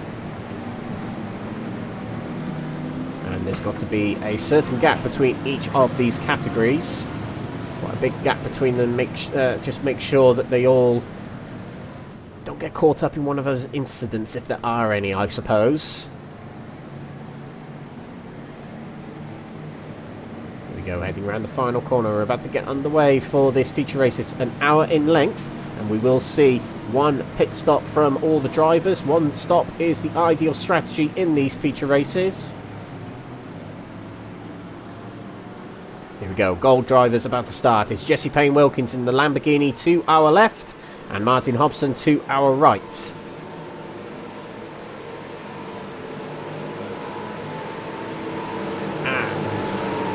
away we go. It looked like a pretty good start there from Martin Hobson, actually. He takes to the outside of Jesse Payne-Wilkins as they hurtle down to turn number 1. Jamie Dory looking around to the inside there, but he backs off a little bit to make sure he can get through turn 1, because Jesse Payne-Wilkins runs off a little bit wide there. Oh, and a spin in the mid-pack there. I think that's Ben Bennyworth who spins it at turn 2, but he's able to carry on, but the pack are leaping away from him. Hobson with the lead here. Payne-Wilkins drops to 4th position. Back to the silver category. They've already started. Matthew Addy leads them into turn number 1. Dropping down the pack a little bit then was George Stone. And Jochen Seeger has dropped back a lot of positions from the start of this silver category. Bronze category are away, and they're quite scattered about already. But Stephen de Grevelia's got a nice clean entry into turn number 1. There's 4 wide back there heading into turn number 1. Oh, and there's contact. That's Papa Constantino and Sammy Ariba making contact at turn number 1. We'll get a replay of that shortly, but Ariba's able to carry on, and Papa Constantino will spin around and have a little bit of damage, so we'll check up on him in a little bit later on. Meanwhile, Hobson leads from Dory, and Jesse Payne-Wilkins trying to get his lead back there as Ben Altria holds off. 4th place here from Mike Barber, and there's a spin there from Ben Altria. He's skipping across the grass. Oh no, he palms into his teammate, and for a moment it looked like a scene from The Sound of Music, which is a quote I've stolen from another commentator, but it isn't looking very sound for Ben Altria, as his car's looking miserable at the moment. Le Miserable, more like, as he's sitting on the side with a broken front bumper as the silver category come on through, and we'll get a replay of that very shortly. Let's just get around lap 1 first of all, and it's a disaster for Full Tilt at the moment, as on the side there, creeping back to the pits, was Jesse Payne-Wilkins, but leading at the end of lap 1 is Martin Hobson, just ahead of Jamie Dory, and of course Jesse Payne-Wilkins no longer in 3rd place, so these two have got a fairly healthy gap at the moment to Mike Barber back here. And Langford has a very good start to this race. Jumped up a few places. He's got ahead of Jack Pittas, who's his teammate. Might well help him in holding up Ben McCluskey and Stefan Wessels here. So if Langford can break away, he can try and get the better of his championship rivals, McCluskey and Wessels. Meanwhile, in the silver category, it's leading it for Raf, as he's got past Matthew Addy early on in this race. Phil McDougall, he is the Bathurst endurance race winner from last week, so this is a good start to his race. Jeffrey Kruger has got past Alan McCain at the start here, and he's not too far behind Cheverton, his championship rival. Side by side for the bronze category lead, however, as de Grevelio going around the outside of Elwyn Sykes around turn number 4. Oh, and it's close between Chell and Elwyn Sykes. They head into the hairpin, 3 wide heading into the hairpin. Oh, and there's contact from the outside of Stephen de Grevelio. He's got no choice but to go off the road there, but Andy Chell takes both of them in one corner. He takes the lead, and there's an instant. That's Adam Wilson-Weir into the wall, the championship leader. This is what's happened to him. He was side by side with another driver. That's the 3 wide just ahead. He gets out of this corner in 4th place, I believe, but then there's contact with another driver. Who is it? Oh, it's Stephen de Grevelio just drifting a little bit to the left there, and it causes Adam Wilson-Weir to get out of shape and into the wall. Oh, that is going to be so frustrating for Wilson-Weir, but he's got the rest of the race now with a bit of damage on his car as well to try and claw this back. Andy Chell, though, what a move going into the hairpin. He puts it 3 wide and he sticks it and he gets it through, and it looked pretty clean as well. Fantastic move from Andy Chell, who started from the pits in the previous race, by the way. Meanwhile, in the gold category, side by side between Hobson and Jamie Dory heading out of the hairpin. Neither of these drivers have picked up a win in gold category this season or last season, as back here we're also seeing Matthew Cheverton move into 5th place in silver category, further away from his championship rival. But back to this gold category battle we were just mentioning. We'll see what Dory can do, but Mike Barber has closed in here. He's gotten real close to this top 2 in the last lap, and look who's in 4th place here, breaking away from his rivals. Langford has got past Gaz Williams on the last lap and is easing towards the top 3 here. Meanwhile, his rivals, McCluskey and Wessels, patiently waiting back here. Now, McCluskey doesn't get too flustered when his rivals break away, because he's done it time and time again. He's able to get through the pack and get to the top of the field. And he's extremely good at fuel saving as well, just to add that as well. Raf with a good start to this race, actually. Raf has improved quite a bit throughout the season. His pace has just been getting better and better round by round. And right now, sitting very happy in first place with a 2.2 second lead to Matthew Addy, who had an incident in the previous race which dropped him down. I think he was actually involved with Jason Raff ahead of him. So a little bit of revenge in the form of winning position on the cards maybe for Matthew Addy. Yeah, we'll see. One of the few McLarens in the field, which is quite a surprise considering it's a fairly new car. But Phil McDougall won Bathurst last week, so he's firing all cylinders coming into tonight. He's ahead of the lone Ferrari here, Nigel Stock, but Matthew Cheverton is going to want to get away from his rival. Or as he's got alongside Nigel Stock, making a mistake at the hairpin there. Nice undercut here from Cheverton. He gets underneath Nigel Stock. He's going to have the inside going into the hairpin at turn number 5, the end of this straight. Much better line for Cheverton. He's got a bit of gap to his right to be able to use it if he needs to. And behind, we've got Kruger moving past Hobson as well, as Cheverton completes the move on Stock. Also, Kruger is completing the move on Hobson. 2 moves in one we saw there as we got side by side between De Gravelia and Simon Hunt, and all the bronze category drivers bunched behind this battle. Here's diving it to the inside, goes to Gravelia, and it didn't quite work. Into the barrier go both him and Simon Hunt. That was a very, very diving move there from Stephen De Gravelia. Let's just take another look at it. Outside at the hairpin, he held it well on the outside, did Stephen De Gravelia. He falls behind here. He tries to find it back to the inside, but Simon Hunt was going to the apex there.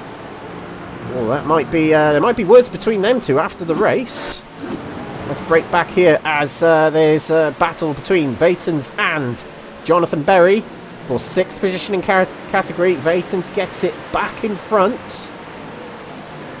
Oh, as he makes a mistake going into Portimao, he's going to wash off wide, and Jonathan Berry gets it back in front, and he goes straight to the left to guard his inside going into the next corner, but his 6th place isn't truly for the moment, as Sammy Ariba goes for a very big move to the inside of turn number 13 then, and takes 7th position. Stein Vatens, oh, not having a good couple of corners here, and it gets even worse as Wesley Lewin makes contact with Vatens, sends the Belgian round. And that drops him way down the order. But Wesley Lewin, I got a feeling he knows he's done wrong there. He's backed off a little bit. He's dropped behind Rob Savage and Adam Wilson-Weir, who is still trying to recover his race here. Oh, it's happening a lot in the bronze category at the moment. Let's look at this. 4-way battle for the lead now, as Langford and Mike Barber join in. And Langford's in front of Mike Barber. Now, I wouldn't be surprised if that was a let-by from Mike Barber to help out his championship contending teammate to 3rd place. He's now in the position of which he finished the previous race. So this is looking really good for Langford. And I was only mentioning in the sprint race that Langford, the race win has eluded him so far this season. But this is looking like a very strong case for the win in this race at the moment. Now, we're less than 10 minutes in, but it's a strong statement anyway from Langford. McCluskey here is ahead of Wessels, who is his closest championship rival at the moment. He's looking to the inside of Jack Pittas going into turn number 1. Now, Jack Pittas, 4th in the championship heading into tonight, contending it with McCluskey and Wessels at the moment. Pittas has been a very, very consistent performer this season and is rewarded with good points in 4th place in the championship heading into tonight. As we look back, that's Cheverton moving his way past Phil McDougall at turn number 1. Oh, and to the inside of McDougall goes Kruger. He's just following Cheverton around here, and we've got to move for 2nd place as through goes Langford past Hobson into 2nd place. Langford could well be in the lead of the race very shortly, ladies and gentlemen. But I know Jamie Dory. I've raced with Jamie Dory for many years, and he loves a good battle. So this is going to be very, very interesting between these two. Andy Chell leads bronze still, and Danny Switzer's up into second place here. Now let's get a quick replay of some of the moves we've just seen. Let's just check out Cheverton moving past McDougall for P13, which is P3 in class. And then immediately after, we'll see Kruger making a move on McDougall as well. Oh, as McDougall goes wide there, and through goes Cheverton, is able to complete it. But here comes Kruger, and he takes the late braking move. It's got to the inside. Oh, a bit of contact between the two, but Kruger's able to make it by and complete it on the exit of this corner. Meanwhile, let's take a look to the next move we saw, which was Langford passing Hobson. And actually, Hobson was in the lead. So Jamie Dory made his way past. Oh, and Hobson got out of shape on the exit of the corner. And that enables Langford and Hobson, Dory to move past.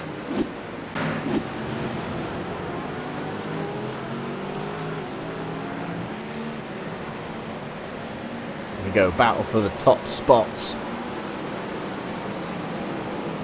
But Langford is... Oh, there we go. There it is. Going wide there was Jamie Dory, and that's allowed Langford through. And I think that is done and dusted already. He's into the lead.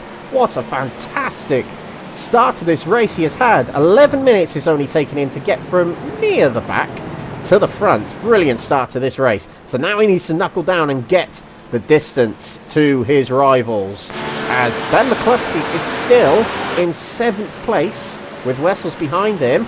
But they're not that far behind time-wise. So it really, really is down to Langford to open up a gap now. That's what's important about it. And I'm hearing in my ears, ladies and gentlemen, that Jesse Payne-Wilkins, his incident early on in the race has resulted in retirement from the race. It's such a shame for the Full Tilt driver. Hopefully we see him back for Silverstone next week, which is most drivers' home round.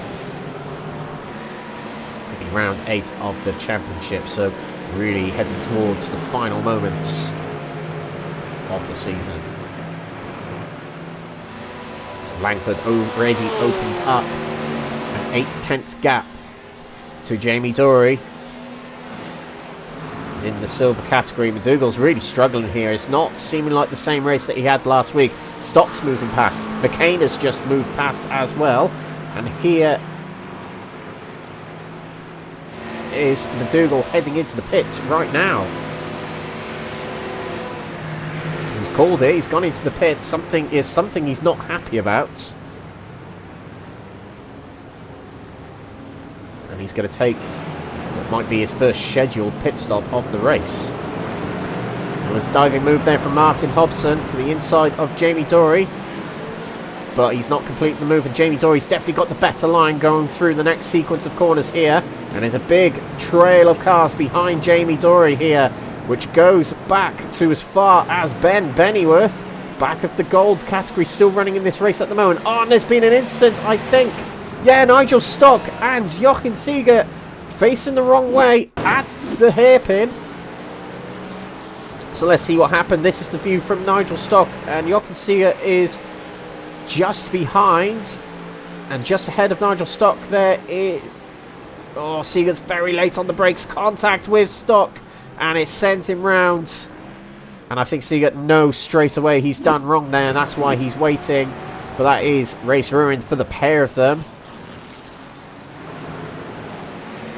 Meanwhile, side by side between McCluskey and Wessels, heading out of Sagres corner. On the outside here is Wessels. That's a very brave move around the outside at that corner, which is just prone to understeer for these cars. Wessels has got his nose in front of his championship rival here. If he can get in front, this is really good for his championship points. Into turn 1, McCluskey yields, I would say. I think McCluskey thought, I don't want to get too involved in this battle, and he makes it back in front, does Wessels. Up to 7th place he goes. He knows that Langford is going to stretch away here, and look at that gap he's already got. 3.2 seconds. As we see a move to the inside from Mike Barber. Into 3rd place he goes.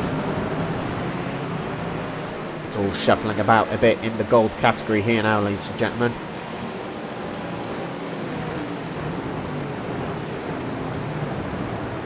So let's check in on the silver category. It's a very healthy lead for Jason Raff at the moment. near 7-second lead to Matthew Addy at the moment. But it's still very close between Cheverton and Jeffrey Kruger. Inseparable in the championship. Inseparable in this race as well. 3rd and 4th they sit. So we'll see how much they can progress for the remainder of this race. Kruger's teammate is at the front, which might be helpful to him. Oh, as we see, McCluskey has dropped. Oh, he's back alongside Wessels. Do excuse me. But Wessels got the better line through this corner. Oh, there's side-to-side contact between the two. And back in front goes McCluskey. And let's see if we can get a quick replay of how that happened. So this is heading out of Portimao as we head towards turns 12 and 13 here. Wessels in front. Oh, he's late on the brakes and he has to evade. And that allows McCluskey back in front. And we saw the rest of that. So that's McCluskey back in front. Bit of relief on his end.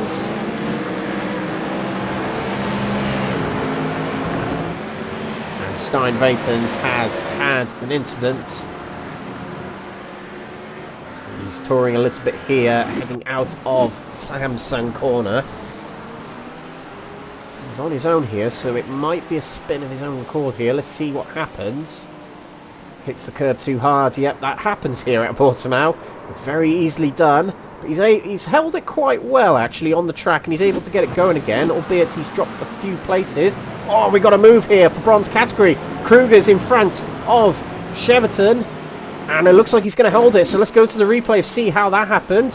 Heading out of turn number 4. Good exit from Kruger. Gets it to the inside of Cheverton. And just outbrakes him going into the hairpin. Yep, it is. Cheverton could do nothing. He doesn't want to get involved in too intense a battle with his championship rival.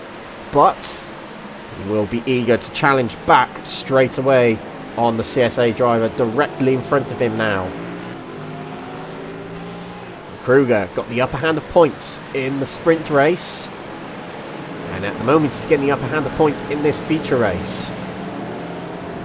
2 points separated them in the championship heading into tonight. But there's another 3 rounds to go after tonight. One of which will be Cheverton's home round next week at Silverstone.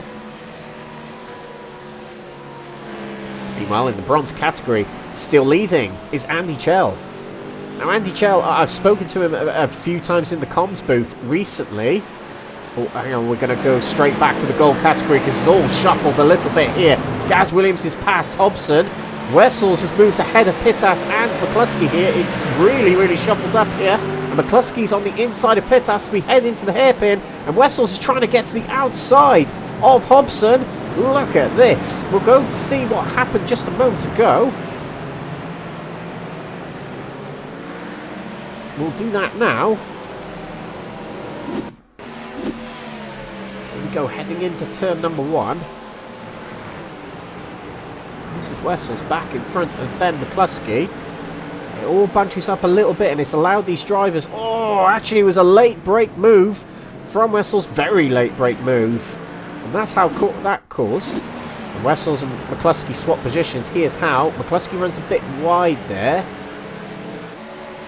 Heading into the hairpin, let's see what happens. Oh, he's very late on the brakes. The camera on the chopper here gets a little bit shaky, and he had to evade there, and that puts Wessels past. Oh, big diving move there from Ben Bennyworth on his teammate Jack Pittas. And they're still side by side as they head through the final corner now. Bennyworth's in front, but Pittas, he might be a little bit annoyed about that because his rivals are just ahead of him there. And Sean Shute is surrounding them now. He's got a great run out of the final corner. But Bennyworth covers the inside. 3 wides, they head into turn number 1. Shute goes to the outside. Oh, and he's gone wide there. That's going to slow him down as Bennyworth will still have the inside for the next corner. He does. Through the hairpin he goes. He's back in front. Well held from Bennyworth. Dory and Barber facing it off here for second place. Barber's got the inside going into the hairpin.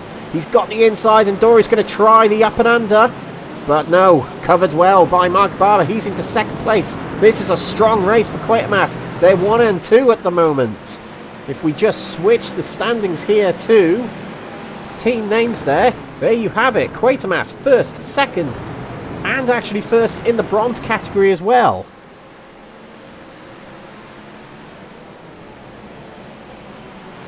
So this is fantastic from Quatermass at the moment. A big haul of points for them tonight as it stands.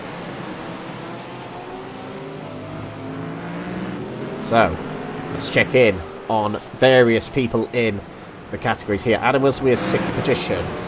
Big task ahead of him to try and get it back to the top spot. And actually, the gap between himself and first position is only 9 seconds. It's not out of the picture for Adam Wilson-Weir at the moment. He's rapid at the moment in this bronze category. And the practice he's been doing ready for tonight that rewards him with a good qualifying session, a good qualifying time that got him into the top 10 in the standings. That practice has to be put to the test right now with this surge back to the top, if he can do it. Andy Chell still holds this race. What a fantastic race he's been having. And I was just about to say, he's been disappointed with his performances of late in this series and the Next Gen Touring Car Series. As we see, Matthew Addy's in the pits. So he's pulled the trigger and gone into the pits. That's going to put Kruger and Cheverton into the 2nd and 3rd place. So his first scheduled pit stop comes early.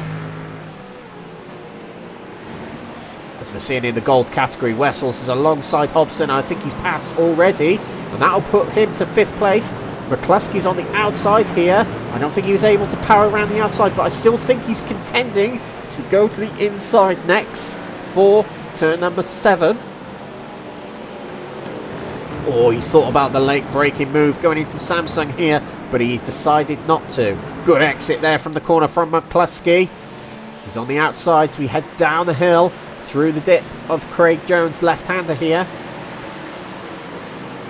And covering off the inside is Martin Hobson there.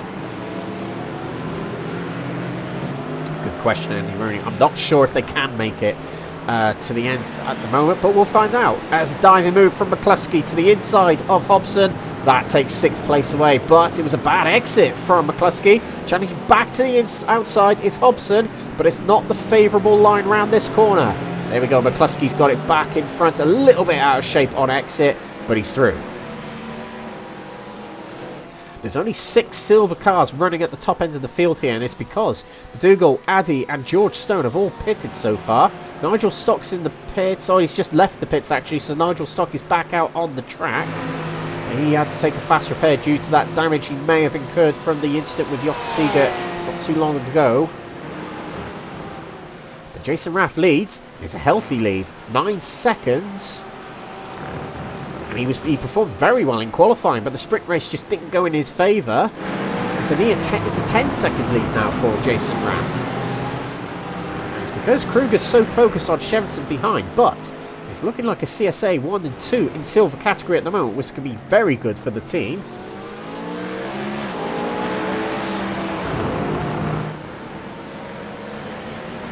By the looks of it, we've got a double full tilt retirement here. Jesse Payne-Wilkins we reported on earlier. And Ben Altrier has also retired from this race. So it's a very sad sight from full tilt in this race. Oh, hang on a minute. Bronze category. Danny Switzer moves into the lead past Andy Chell, and Elwyn Sykes is right on the tail of this battle as well as Andy Chell fighting back at turn number 2 there. He powered it hard around turn number 2 to get it back to the inside at turn number 3, but Switzer's got the better line through the corner. Chell goes a little bit wide, but he's challenging back. He's got his nose in front still, as Danny Switzer did have a good exit. Coming across the track there to guard the inside is Andy Chell, and on the outside is Elwyn Sykes, trying to take 2nd position away from Switzer, but he couldn't do it. Now Switzer has to try again.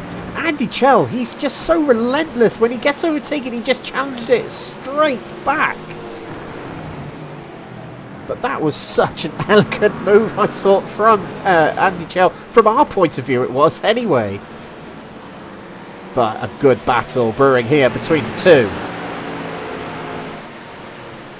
Andy Chell in the Porsche, powered by Quatermass. Danny Switzer, the Mustang, powered by Verano Motorsport. This is the battle for bronze category lead. Dive into the inside goes Danny Switzer. And he completed that, but let's see Andy Chow go for a move here. He does. Oh, it's fantastic from these two. And it's respectful between the two by the looks of it as well. Chell holds the inside for the final corner.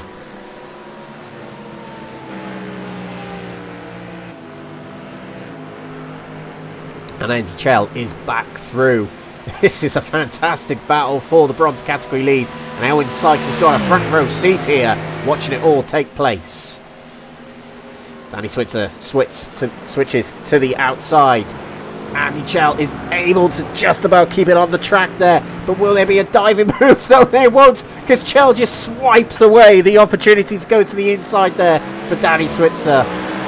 Up the hill we go.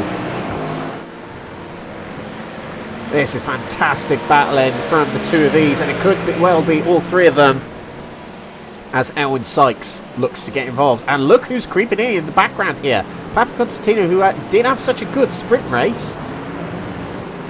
And Jonathan Berry, 5th place here. They could well be joining in here.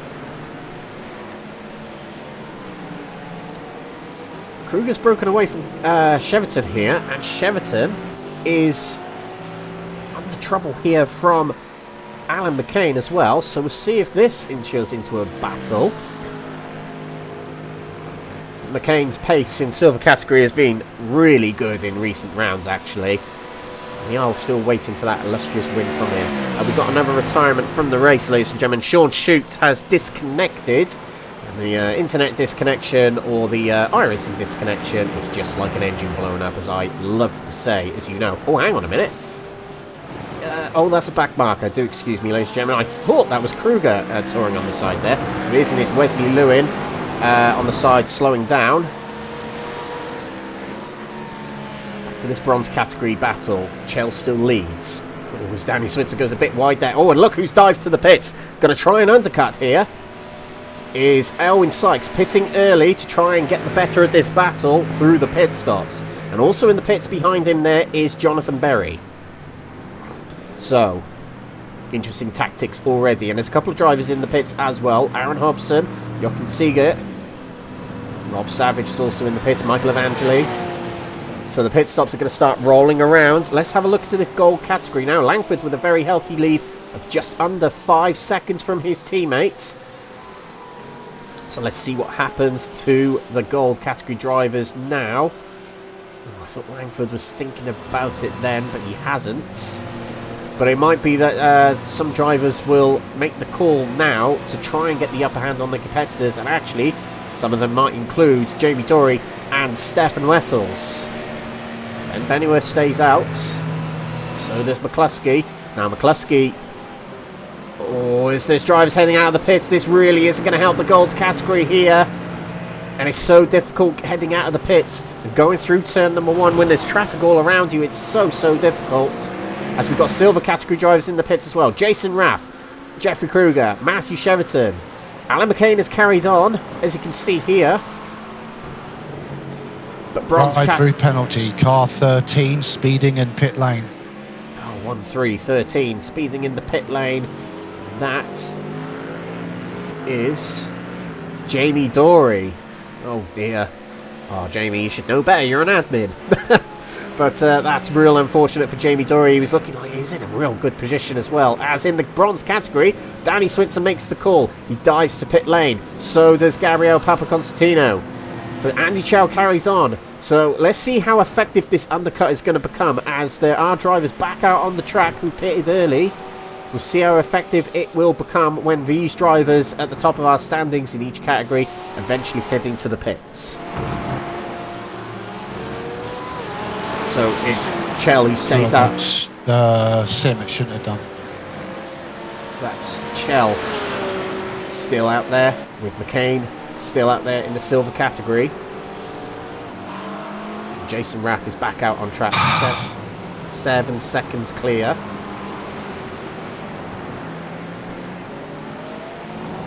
Seven seconds clear of Kruger still.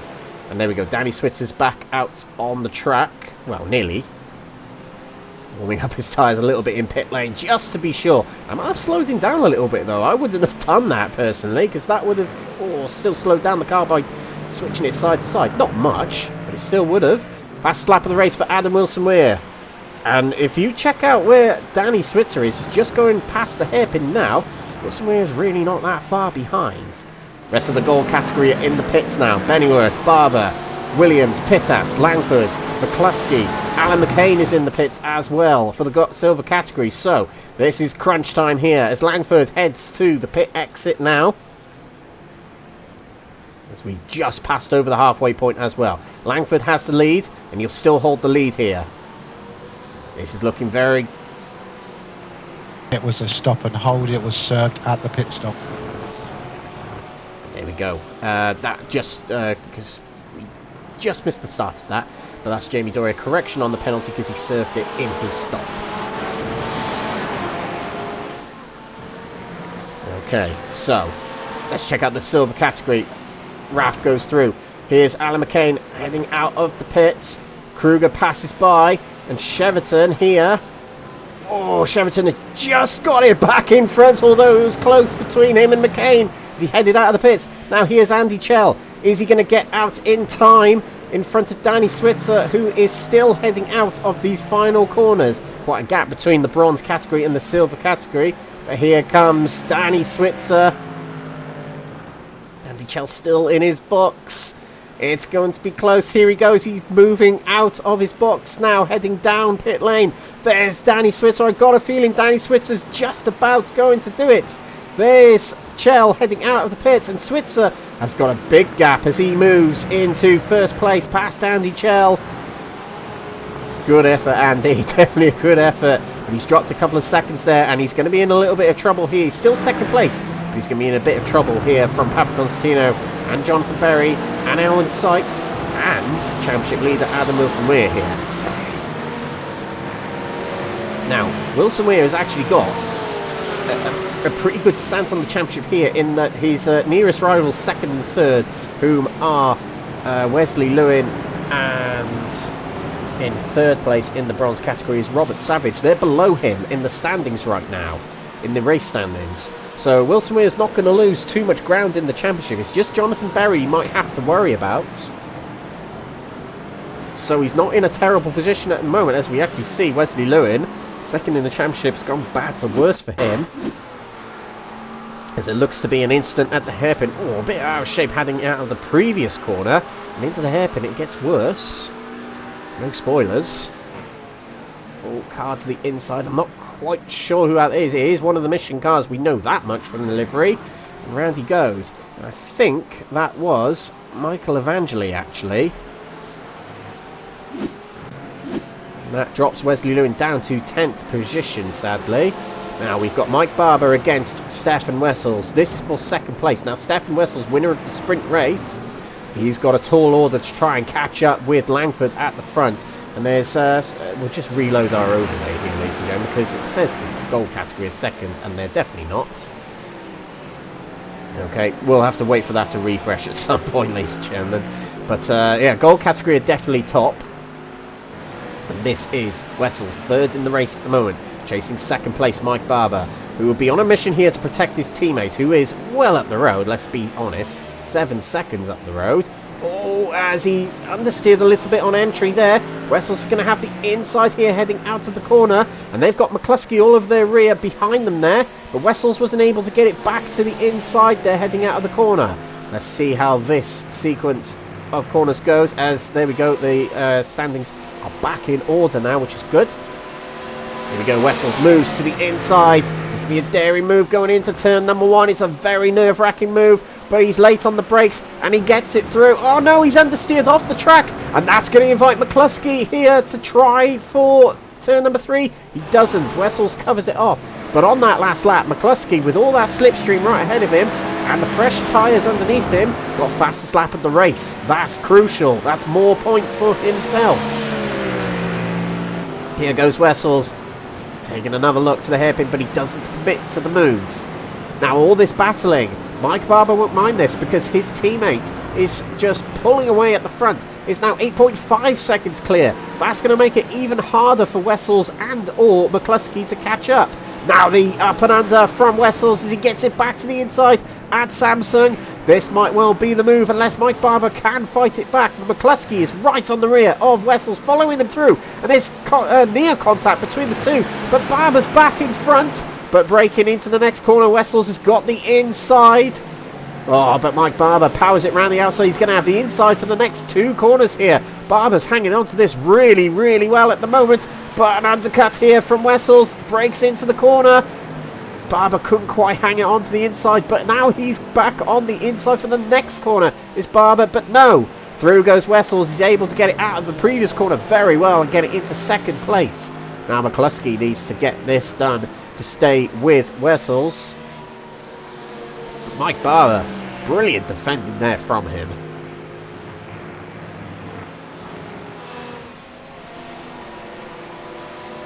Fantastic battling from these drivers. Oh, hang on. I think there's something that's happened in the bronze category just a moment ago. There's been an incident involving Berry, Sykes and Wilson-Weir. So let's watch from Jonathan Berry here. Elwyn Sykes, there he is. Oh, it's a big dive to the inside, contact with John Berry. And Wilson-Weir had to stop.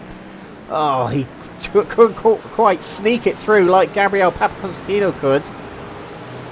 And Elwyn Sykes waits to let them go, which is very good from Elwyn, actually. He knows he's in the wrong there, so he lets them go. Danny Switzer is a previous race winner in the bronze category. He won the feature race at Watkins Glen for round 2 of the championship. And he's looking good for a win in this race at the moment. He's got a healthy lead to Andy Chell of 5.5 seconds.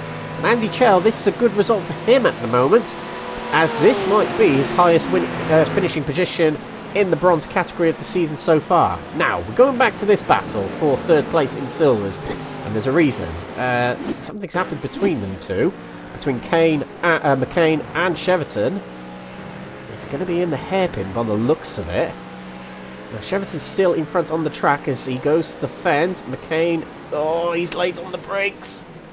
And there is contact with the rear of him. It sends Cheverton round, and McCain holds station. And that allows Matthew Addy to catch back up, which is good for Matthew Addy.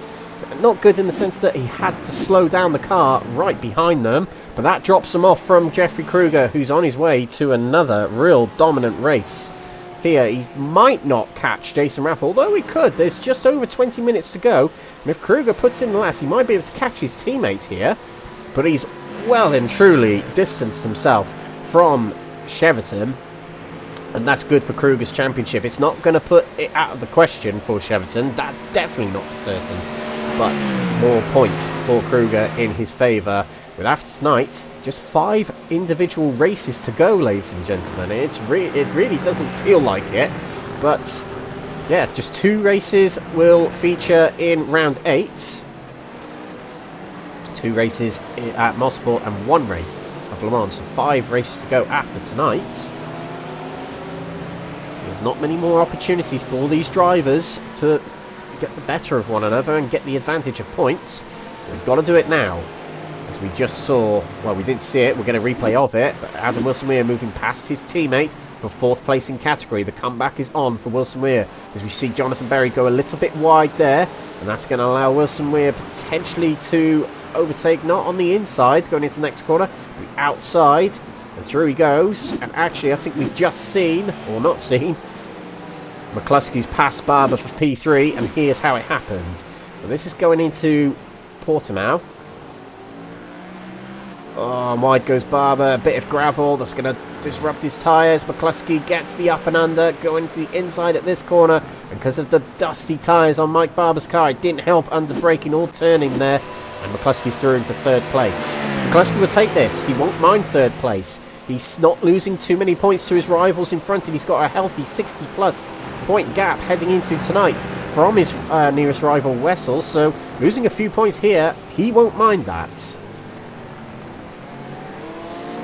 So there's plenty to still keep an eye on in this race. I think Danny Switzer might be a hands-down favourite for the bronze category win if all goes well for him.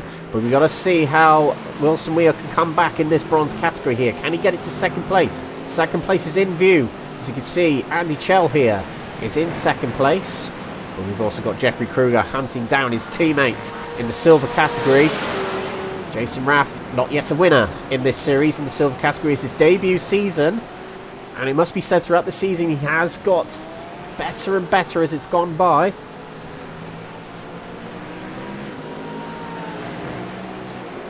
I think there's a couple more retirements I'm seeing here. I think Martin Hobson has retired. Yes, he has. And Sean Shute is back in the race following his retirement. But yeah, Martin Hobson has retired from the race. Unfortunately, an incident we saw earlier on probably did not help that, actually. So Wessel's still close to McCluskey. 1.2 seconds between them. Inseparable in the race one as well. Oh, that's Cheverton facing the wrong way at Portimao corner. It's not been a good few laps for Cheverton, and this is what's happened. He's got McCain right behind him there, and Matthew Addy just behind them too. So let's see what happens. McCain moves right. He's late on the brakes. There's contact again between the two of them, and round goes Cheverton. I don't think McCain's going to get away with that, unfortunately. He probably didn't mean it, but it will annoy Cheverton as he's dropped positions, which means points. He's dropped. Still time left in this race to regain some positions, but that won't help Cheverton. It is definitely worth keeping an eye on this battle in bronze category for second place. As it's Andy Chell at the front of them for in second place. Gabriel Papaconstantino in the middle, and at the back of this battle is Adam Wilson-Weir, championship leader. It's the view, the cars in front.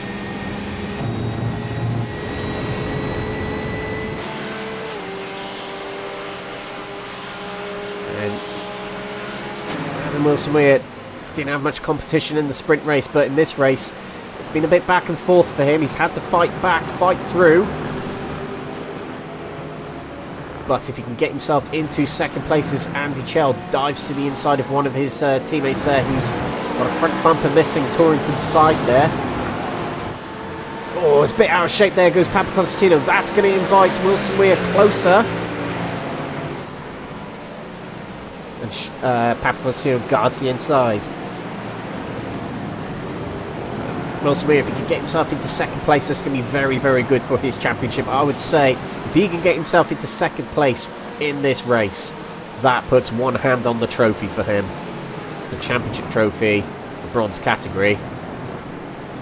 And next week we'll end up starting to talk about the opportunity for drivers to win championships a round or multiple rounds early. Might not be next week we crown any champions, as that will require a points gap of somewhere near 100 heading out of next week, which I don't think either McCluskey or Wilson-Weir would be able to do, he says. It could happen. Thinking about it, they've got a 60 plus gap now, but we'll have to see. We'll have to see. It might be at Mossport that if all goes well for Wilson-Weir and McCluskey in gold category, that we could crown them champions at Mossport for round 9. Certainly think Silvers is going to go on to the end, and the team's championship as well. It's Michelin powered by Mords versus CSA. I think we'll go down to the season finale at Le Mans.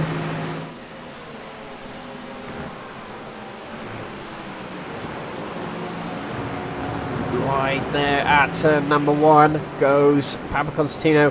He can't seem to get anything done against Andy Chell at the moment. And at the back of this trio here is Jamie Dorey, who's in the gold category, as Wilson-Weir goes off track a little bit there. It's a little bit out of shape and just evades off the track just to avoid a spin. But yeah, Jamie Dorey might get involved in this battle, might keep his distance because he knows what's at stake for these drivers.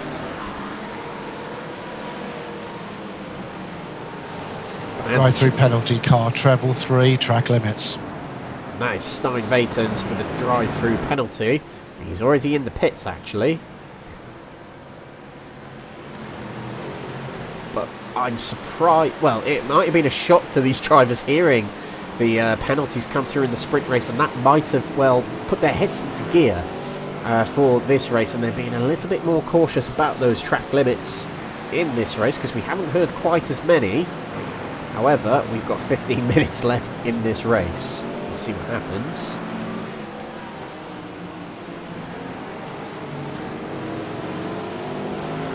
McCluskey, just to come back to him in the gold category, is within a second of Wessels. And let's just keep an eye on the fastest laps of the race as well. McCluskey still holds fastest lap in gold category, which is bonus points to him. Kruger in the silver category, championship leader, so that definitely helps him. And likewise with Wilson-Weir in the bronze category. So all championship leaders have the bonus point right now. Oh, we've got to go back to bronze category. Oh, no, it's a spin there from Papa Constantino, and there's someone else off the track. That's Jamie Dory off the track. So let's see what's happened between all of them.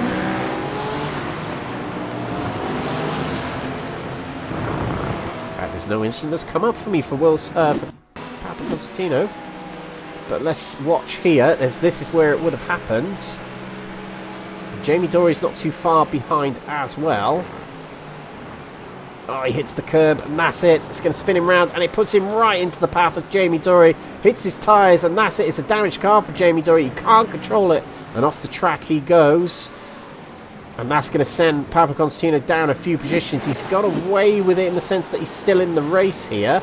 He's 5th place. He's dropped behind Berry. But that puts Wilson-Weir up to 3rd place. And now it sets him on to Andy Chell. This could be a good battle. The Quatermass team versus Mission R. Now, Mission R drivers were part of Quatermass last season, and it's not necessarily a split, but it is some of the drivers from Quatermass have gone off to do their own thing. No love lost, apparently, between the two, but it could be an interesting battle here between the past teammates. Drive-through penalty, car 117, track limits. That's Gabriel Papa Constantino with the drive-through penalty. He's gone straight to the pits to serve that. Got to the inside is Andy Chell. Oh, Wilson-Weir had to stamp on the brakes at the apex there, as Andy Chell held it really well on the apex of that corner.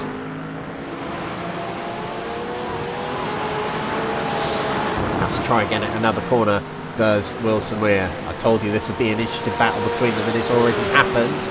Jamie Dory's in the pits to get his fast repair, presumably from the damage he got from that incident with Papa Constantino, who did just serve his drive-through penalty, I believe. And the going off the track on that previous lap incident definitely didn't help the track limits count for Papa Constantino. He's down to 10th place now in category, unfortunately. It was looking like a pretty good race from him as well. But now it's a two-way fight for 2nd position.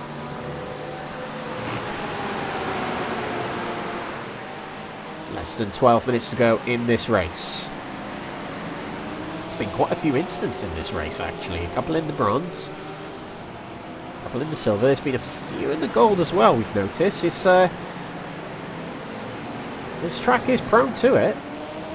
It's not hard to overtake here, but it is very easy to fight back on this track, I've noticed. And I think that's what's causing a couple of the incidents. Is drivers trying to hold their positions rather than yield them.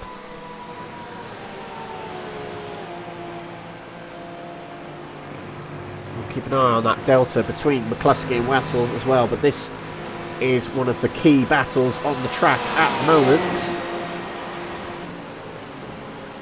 Oh, Chell goes to guard the inside. He doesn't really need to. That is going to allow Wilson-Weir with a little bit of an undercut here. Will he have the inside for the next corner? He won't. Chell guards it. Chell didn't need to guard the inside for turn number 1 there. It actually cost him a little bit of top-end speed for the next section.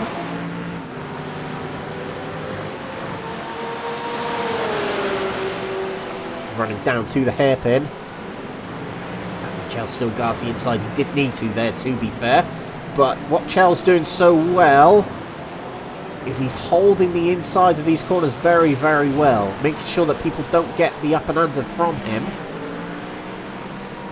Wilson-Weir breaks a little bit earlier for these sequence of corners. That's why he dropped off a little bit from Chell just then. What he's trying to do is get an early break so he can get a much more powerful and straight-lined exit to mount a challenge on the next section. But he's not able to do it here. That's why you see these drivers take such different lines sometimes. Goes to the outside as Andy Chell guards the inside still.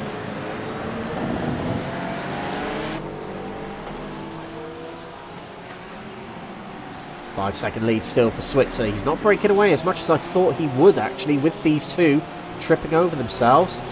Nice and tight to the back of Andy Chell there was Adam Wilson-Weir. Wasn't able to get to the inside before the final corner. Let's see what happens at the end of this straight here. Now, to be fair, Chell will need to defend here. Goes nice and tight to the inside. Wilson-Weir goes to the outside. Chell is going to enter the corner quite shallow, and through goes Wilson-Weir, but he runs off wide. And right behind them now is Jonathan Berry, 4th place in category. So now again, it's a three-way battle for 2nd place, but somehow Chell still hangs on to this. Wilson-Weir went a bit wide at turn 1 there. He would have had to have backed off. He would not have been allowed to advantage from that off track. And actually, it's another one to the count that the race director will be noting down for the number 4 driver here. Or as he had to edge out of that then, he's got his teammate behind him who might not put too much of a challenge in here.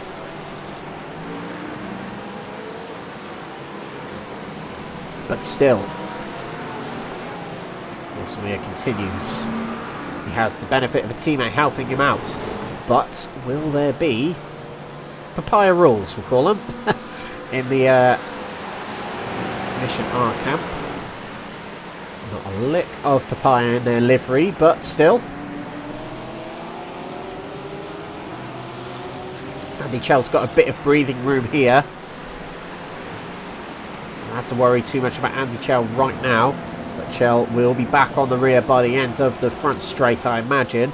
Because the slipstream will be really effective on that part of the track. Oh, he was out of shape there, ending out of the corner, and now he has to defend, but no, I don't think he will. Oh, he was so close going into the final corner there. Wilson-Weir tried the inside, then there was contact there, a little bit as it puts Chell off wide. Now onto the front straight we go. Jonathan Berry's on the back here, and Andy Chell is not very happy about that then from Wilson-Weir. He flashes the lights frantically. But into turn number 1 we go. Oh, it's a big move to the inside from Chell. He gets it back to the inside of Jonathan Berry. There's contact between the two. Round goes Andy Chell, though. He's lost it.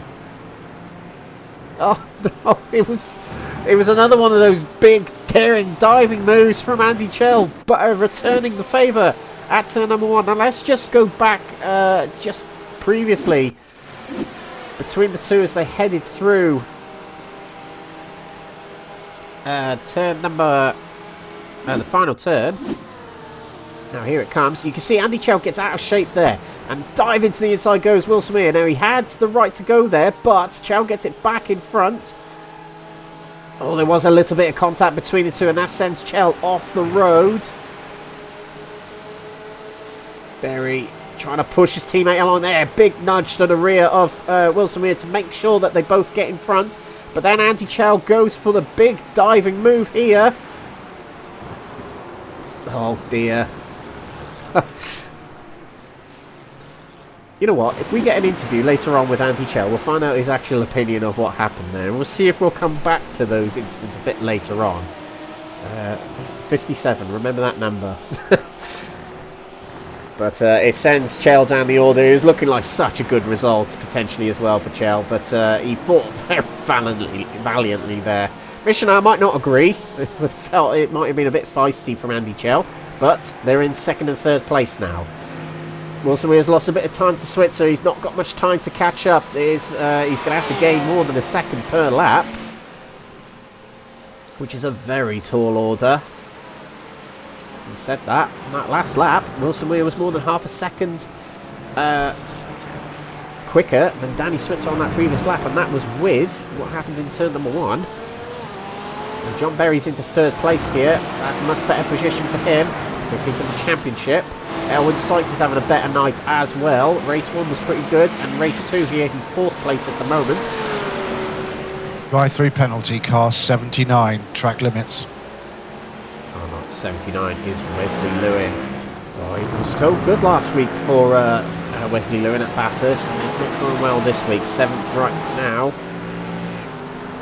We'll get a drive-through penalty to rub salt into the wounds there. And Phil McDougall hasn't had a very good repeat night either. 8th place at the moment in silver category. Let's just go back to the gold category. We have neglected them a little bit in the last 10 minutes or so. Not much has changed. Langford still leads by over 10 seconds. And you know what? I said in the sprint race, when's that win going to come for Langford? Well, he must have heard me and he must have responded. So, yeah, thank you for Langford for proving me wrong. But, yeah, 10-second healthy lead for Wessels for Langford at the moment, with less than 5 minutes to go. Wessels has still got McCluskey right on his rear. Not letting him go is McCluskey. He's just hounding him to sort of say, you know what, yep, I'm happy sitting here, Stefan. As my championship is looking good at the moment, as we got 5 races to go after tonight. 2 sprints, 2 features, and an endurance. And in the silver category, the gap has come down between Jason Raff and Jeffrey Kruger, but it's just below 4 seconds, so it would mean more than a second per minute that Kruger has to catch up, which is quite a tall order. But Jason Raff, as it stands, he's looking on track for a first win. McCain in third place here. There'd be a bit of little bit of a cloud over him because that incident with Cheverton earlier on, but we switched to the gold category as McCluskey is putting in a challenge now for second place with Wessels, and he's doing it late on in this race. Side by side into the hairpin between the 2 championship rivals. McCluskey holds the outside still, but Wessels has guarded the inside very, very well. Up towards the highest point of the circuit we go. McCluskey has to tuck back in behind. You'll see inside the radiator there of the NXTGEN Mustang. Cheverton has moved past Addy here for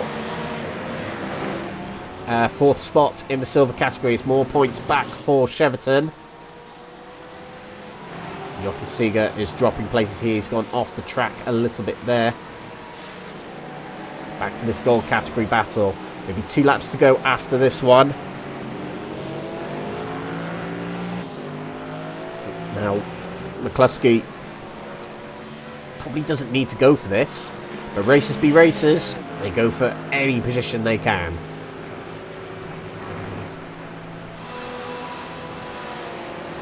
Clinical race from Langford, though. He did the damage very early on. Not literally did the damage, but getting through the pack very, very early on is rewarded him with a healthy lead here. Whilst these 2 trip over themselves back here. 12 seconds back from Langford. For a few measly points, these 2 will battle on, and it is 4 championship honours as well. And McCluskey got points taken away from him by Wessels in the sprint race, so he's trying to take them back here in fairness to him.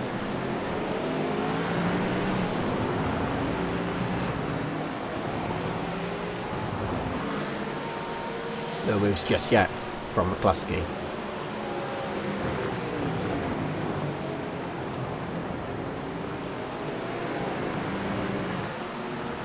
Bronze category, Wilson-Weir is not too far away actually from Danny Switzer. Just over 3 seconds between them. It's going to be a bit of a tall order on the final lap. Or I think they've got 2 laps remaining they'll end up doing. It's going to be a bit of a tall order to do it. Catching's one thing, passing is another. And then keeping it is a whole other layer. But it's been a good comeback from Wilson-Weir despite the dramas he had early on in this race. Showing why he is leading the bronze category championship by such a large margin to this point. Starting the final lap now, as we're nearing the 1 hour point, is Harry Langford. Took the lead of the race at the 11-minute mark and has led it since then. These two are top two in the championship, albeit around 60 points apart. And McCluskey's dropped off a little bit from Wessel, so it might be a bit of a struggle now to make this work. Hang with them for a little bit just to keep an eye on it. Oh, a spin there from the car in front and into the barrier. I think that was Andy Chell. It was Andy Chell. Oh no, it's gone bad to worse for him. He'll continue on to finish this race.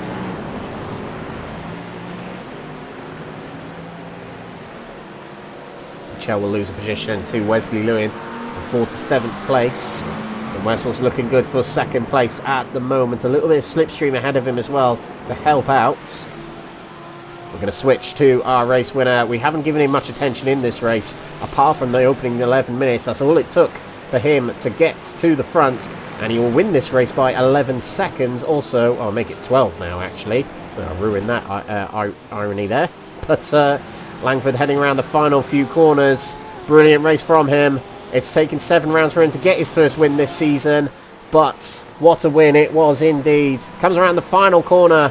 Quetamas will take a race win in the gold category for the first time this season, and also Will Langford. He crossed the line as our feature race winner here at Portimao, round 7 of the championship. Wessels is going to come through here in 2nd position, a 1st and a 2nd tonight, not to be snuffed at as a great result for him. And McCluskey, not the results he normally gets, but 3rd place in this race is still real good for him. And the gap has been coming down between these two, but Jason Raff has got just low enough amount of time to finish this off. He'll take his first win in Next Gen Racing with a win here in this feature race at Portimao, and a 2nd place for Jeffrey Kruger. He will extend his championship lead even more following his win in the sprint race. Alan McCain is going to come through 3rd place. I feel like that might be provisional based on what we saw earlier, but he's going to be 3rd on the road here in the silver category anyway. And finishing off now will be the bronze category, and look how close it is. I think Danny Switzer is fuel saving, you know, because it's now 9/10 between him and Adam Wilson-Weir. If Wilson-Weir could get this done right now, that's an astonishing comeback. But I think Switzer is running out of fuel.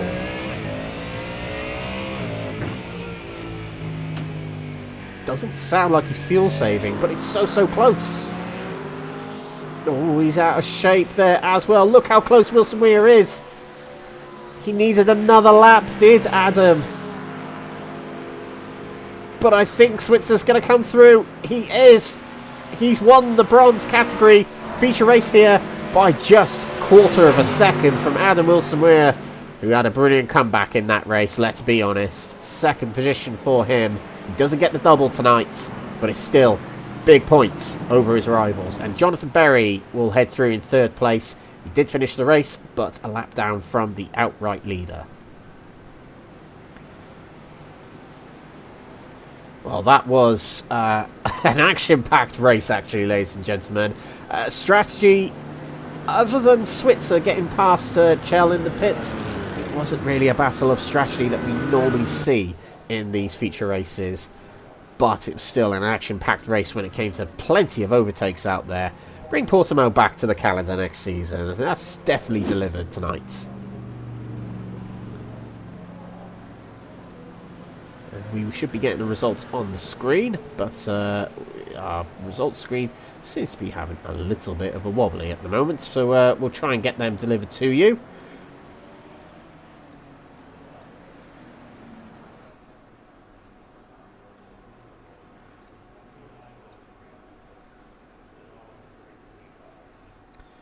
Okay, we're having a little bit of an issue getting the results on the screen, ladies and gentlemen. Oh dear. Not good. We might have to do it by other means. We might have to do it this way, actually. Yeah, we will. Right, we'll have to do it this way with the timing tower, I'm afraid, ladies and gentlemen. Apologies for that. But we'll run down our order in each of the categories. It's Harry Langford who takes the win in the gold category. And that was a gap of 12 seconds to Stefan Wessels. And just behind him, battling to the very end, was Ben McCluskey. Mike Barber finishes 4th position in category, followed by Jack Pittas, another strong night for him. 4th and 5th for him on the night. Ben Bennyworth, 6th position, a good haul of points for him. And Quatermass, as they finished 1st, 4th, 5th and 6th in category. Great night for them. 7th place is Gaz Williams of Next Gen Racing, and then far down the overall order, but 8th place in the end was Jamie Dory, with Sean Shute coming through in 9th place. Retirements for Martin Hobson, Jesse Payne-Wilkins and Ben Altria. Whereas in the silver category, it's a debut win, first time win for Jason Raff in the silver category. South African 1-2 and a CSA 1-2 as Jeffrey Kruger comes through in 2nd place in the category, not too far behind his teammates in the end there. Alan McCain finishes 3rd position in silver category with Matthew Cheverton, 4th place. He'll feel disappointed about that result, but he's definitely still within reach in the championship, and he'll take it to next week at Silverstone. 5th place for Matthew Addy, followed by George Stone in 6th position, Aaron Hobson in 7th position, and Phil McDougall, who won last week at Bathurst. Not such a good night for him tonight, 8th place on the road in category. And Nigel Stock 9th, with Jochen Seeger in 10th position. Bronze category, Danny Switzer is the winner, despite having to fuel save, I believe, at the end there. He just about hangs on. Just enough laps for him to get through as the race winner and 2nd time race winner this season. He won the feature race at Watkins Glen. He wins the feature race tonight. Adam Wilson-Weir, so close. He needed another lap, but a strong 2nd place finish for him and a good comeback in that 2nd race for him there.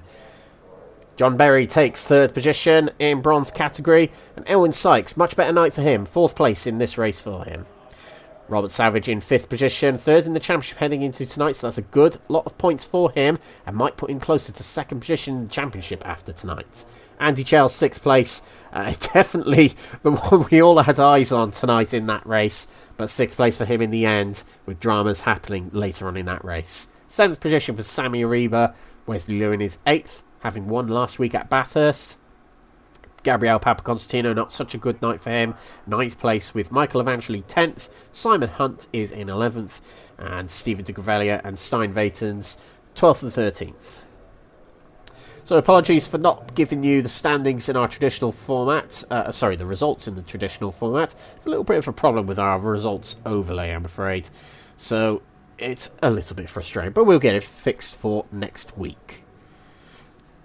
So we're going to see if we've got some interviews lined up for us later on. Oh, yes, we do. We've got them queuing up. That's a good change, because normally we have to nag them. Right, so how are we going to do this? Right. We're going to speak to Andy Chell, first of all. Hello there. Hello. I haven't even said hello to you yet, Andy, but hello, mate. Right, what we're going to do, Andy, is I'm going to share the screen to you on Discord so you can see it live. We're going to talk about that incident. Which incident? The one at turn 1, which spun you round. Right. Oh, yeah. Right, okay. So this should be working for you. Yep, it does. Right, let's go back to the replay it's just loading of it. Yep, right, okay. So you can see what we're seeing. So here we go. Down. Actually, let's go back a little bit further. That's too far. Let's try again. You probably want to go out the... Yeah, here you go. So a little bit of a mistake there. What kind of happened out of that corner then? The tyres were letting go on me, so unlike everyone else, I didn't swap tyres because I thought it'd last, to be fair. Right. And it chewed the rears up. So you'll see there, there's the correction as it tries to swap ends on me, which put Adam on me, and I knew Adam was going to be on me, so I was like, okay, I've got to defend.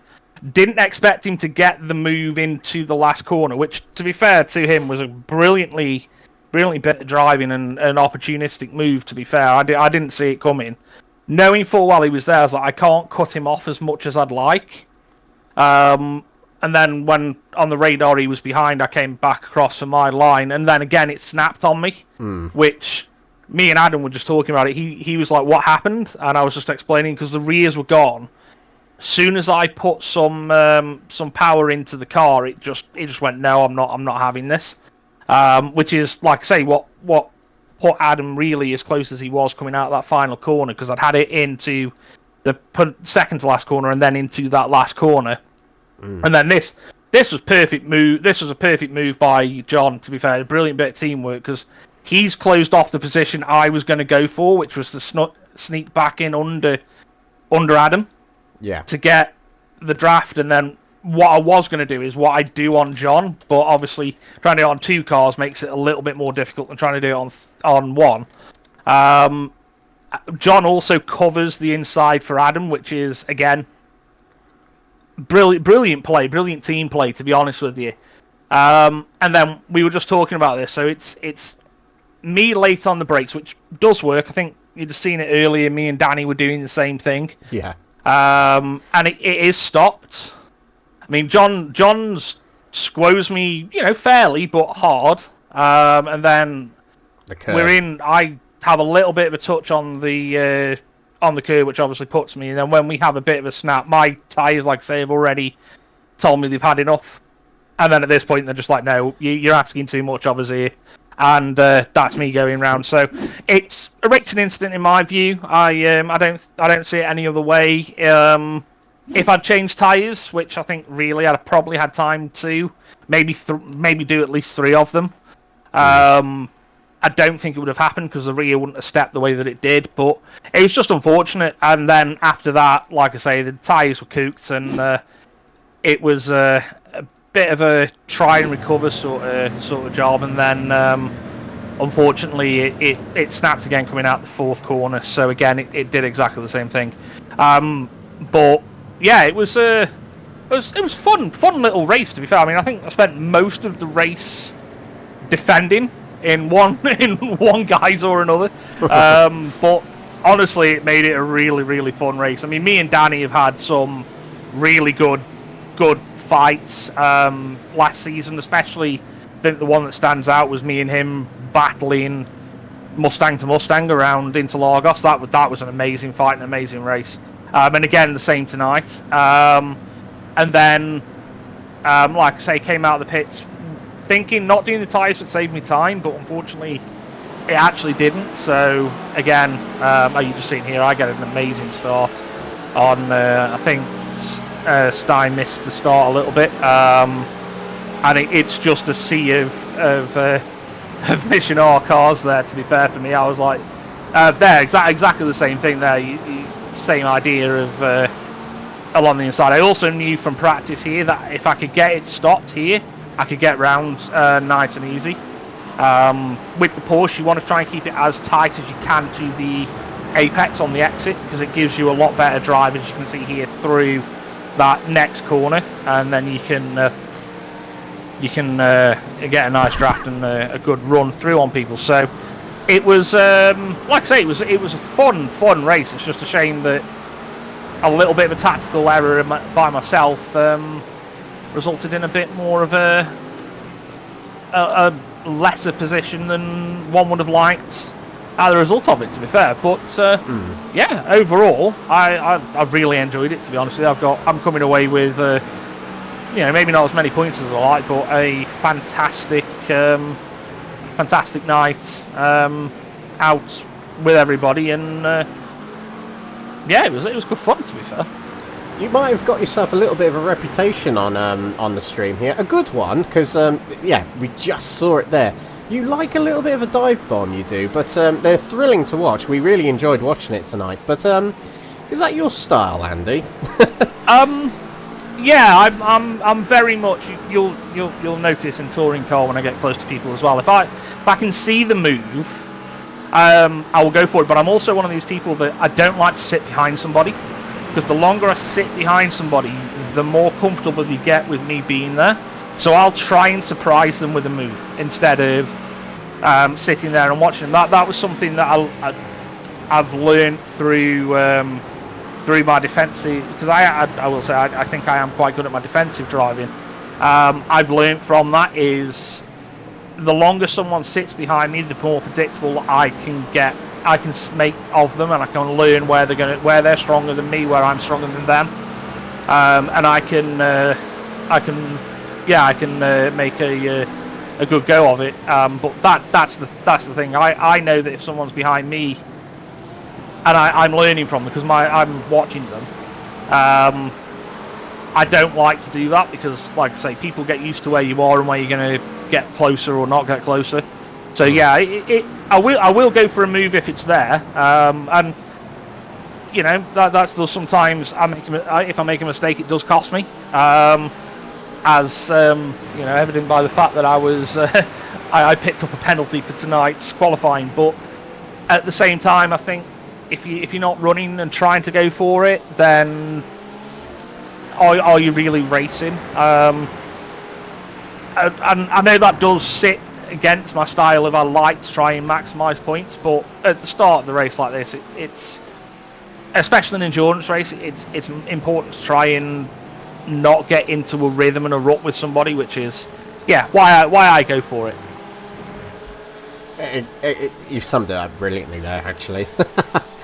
You gotta tread the line between what's fair and what's what betters your race, I suppose. So I completely get it, and from what I can see from the comments, I think John and Adam rather enjoyed it, actually, because it didn't compromise their race, so of course they enjoyed it. But it was great to watch. It was certainly the highlight, watching some of your moves on tonight's feature race. So thank you very much for that, Andy, from a spectator's perspective. Right, so not the result you wanted in that final race, but it was certainly a real good performance that you said you wanted to pick up in your previous rounds. You were talking about that in the touring cars on Tuesday. But next week is Silverstone. Now, it's a home track for us, Andy. So how about that for next week? Quite a flat track, but quite a lot of corners and a lot of big variants of corners, and a very fast track as well. So how is Silverstone for you? I'm probably going to be quite controversial here, considering it's a home track. I do not like the track. I honestly don't. Not from a it's not a good racing track. It is a good racing track. It really is. It's just me and that track don't get on.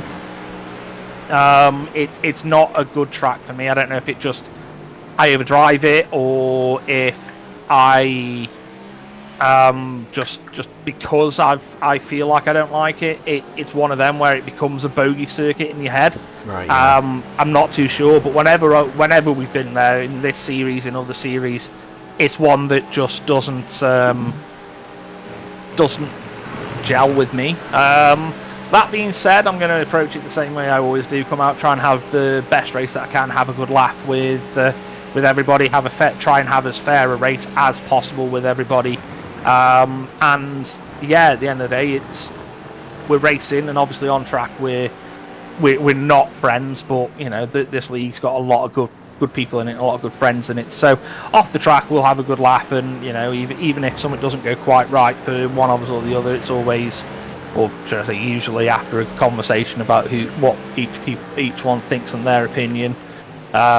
You come away going, okay, maybe, you know, if and that's the thing, the respectful side of it is seeing it from the other person's point of view as well. So I think it'll be, as an event, I think it's going to be a really, really good night for people, especially the spectators to watch. I just don't think it'll be my best night. But that being said, I honestly came into Algarve also expecting not to have a great night. I started, the first race I went from pit lane to, I think it was P6 maybe. Yep, it was.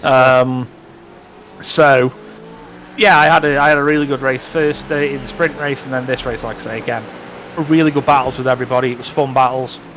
So I think that's just the thing. It's not taking it overly seriously. It's something that Mike's been talking to me about, because you get stressed sometimes. Yes. And it's just remembering that at the end of the day, it's racing. People are going to make mistakes. Things are going to happen, and it's just take it easy and enjoy it, opposed to letting things wind you up over it. Yeah, that's very good like advice. for example, like for example, they've gone out. Sorry, you were going to say, mate? Yeah, I was going to say it's very good advice. I think back to some of my sim racing driving ventures, and I certainly think back to the times where I took it more seriously and I got myself more frustrated.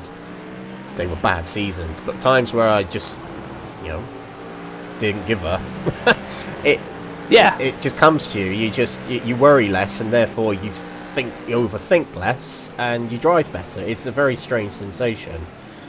It is. It really is. But that's exactly it, mate. And yeah, I just think it's. I think it tells when we were talking about it when I think it was the first round. I had a really bad night, and I didn't come and speak to you, which is very unlike me. That's something Mike was like. That's not like you. So just relax a little. Yeah. So that's where that was. But it looked like you certainly did enjoy yourself tonight.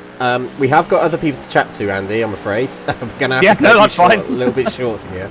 But okay. Final question: is there anybody you want to shout out to on the broadcast?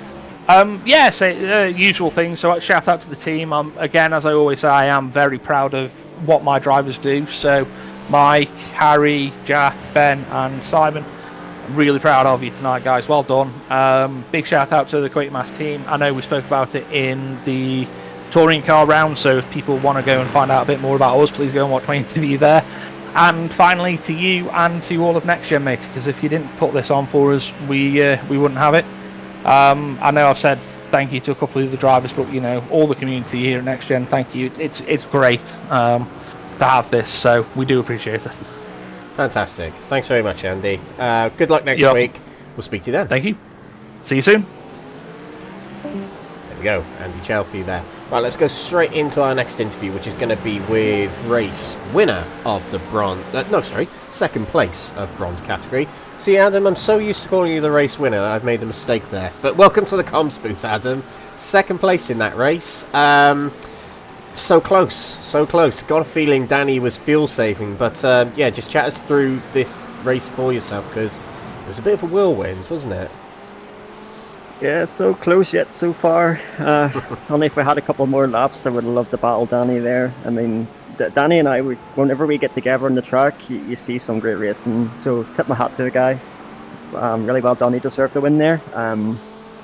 For my race, I had a really good start. Like, I must have gained like 7 places in 2 or 3 laps. And then I don't know what happened. I got taken out. I don't know if it was my fault or someone else. I don't know who it was, but I ended up with rear end damage. And then my tail was getting a bit slippy around the tight corner, so I just had to hold back and tire safe and wait for the pit stop. And then that's when the pace came. So I think we're just looking at that instant that happened. It looked like I think it was Stephen de Gravelli had rejoined the track. The two of you come together, and it sends you into the barrier, and it sends you all the way to the back. But tell us what goes. Be honest. In that moment, were you in a rage to get it back to the front, or were you in a calm, composed manner right after that happened? Because drivers are different. But how is it for you in a situation like that? I mean, it's racing. These things happen. You kind of just. You can't beat yourself up over it. You just have to get the head down and get stuck in again. Lucky enough, it was early in the stint, so I mean, plenty of time to get the spots back. So I wasn't too worried about it. It was just I was more concerned about the damage more than anything. If in case my steering was or my wing was gone, I didn't know. But lucky enough, I think it was just the bumper. Yeah, I believe it was just a little bit of a dink to the front of the car, so not too bad. And as you said earlier on in the race, so it's not too bad. You've got the rest of the race to recover it, and it's an hour-long race as well, so that's even better. But another strong performance tonight, Adam. You must feel at this point, with only 5 individual races left in the season, you must feel you've got one hand on the trophy. You might well be approaching a point where, if not next week, the first race of Mosport the week after, you might have the championship. Yeah, well, I'm not thinking about that at the minute. I'm just focusing on my race and getting the head down with the guys. You know, the guys actually really helped me out today. I mean, they did everything because obviously they knew I spun, so they really put the work in and to help me get back up there. So hats off to them guys. I couldn't do it without them. How's the team operate then when it comes to teamwork during the races? Then just chat us through. Not giving away too much information. What kind of goes on in the Michelin camp? Yeah, well, we obviously know who our quick drivers are, and we try and help them guys get up there because we know if the quick guys are in front, the guys behind can use them as a draft to get into their battles. So I mean, there's a lot of things go into it. As I say, I don't want to give too much away, but yeah, we always help each other, and as I say, we're a driver development team, so that's the main focus. We focus on everyone's race, not just our own. Absolutely. Let's just chat about qualifying as well. We rarely talk about qualifying actually in these interviews, but that was a statement of intent tonight. I think it was 8th in qualifying. Just remind me. Yeah, I believe so. It's something like that, wasn't it? Yeah, which 8th, 9th, 7th, 10th, whichever one is amazing. You seem to be the one that puts in the most hours of practice for these rounds, and it's paying off here. Was that the case for tonight? I mean, we have practice sessions a couple of times a week, but even when the guys go off, I'm still there. I'm still on track, or maybe after work I'll hop on for a couple of hours just to put some laps in. So I like the hop lap. That's probably my most fun I have. But the race pace wasn't that great. Usually I'm constantly in the 133s there, 133.5, around about that. But yeah, it is what it is. I think it's just the track as well. It was quite hot, so cars were going off quite easy. Exactly, good stuff. Right, let's talk about Silverstone next week then. Home track, technically, for you. How is Silverstone for yourself? Is it a track you enjoy, or? You're gonna laugh. I haven't drove it in iRacing before, so I don't know yet. But the Formula 1 days and all, I know the track, so I mean, it shouldn't be too hard to get the grip with it again in iRacing. So. It can be quite a satisfying track to drive. Getting every corner at Silverstone perfect is quite a fun. If you like a hot lap, you'll like getting every corner, perfected. But as you were mentioning before, if there's a case for practice makes perfect, then you've just demonstrated that. So leading the championship still, I don't know what the gap is heading out of tonight. I don't think we're gonna know heading out of tonight, but it's looking good for next week. So best of luck for next week, Adam. Finally, do you want to give a shout out to anyone on the live stream?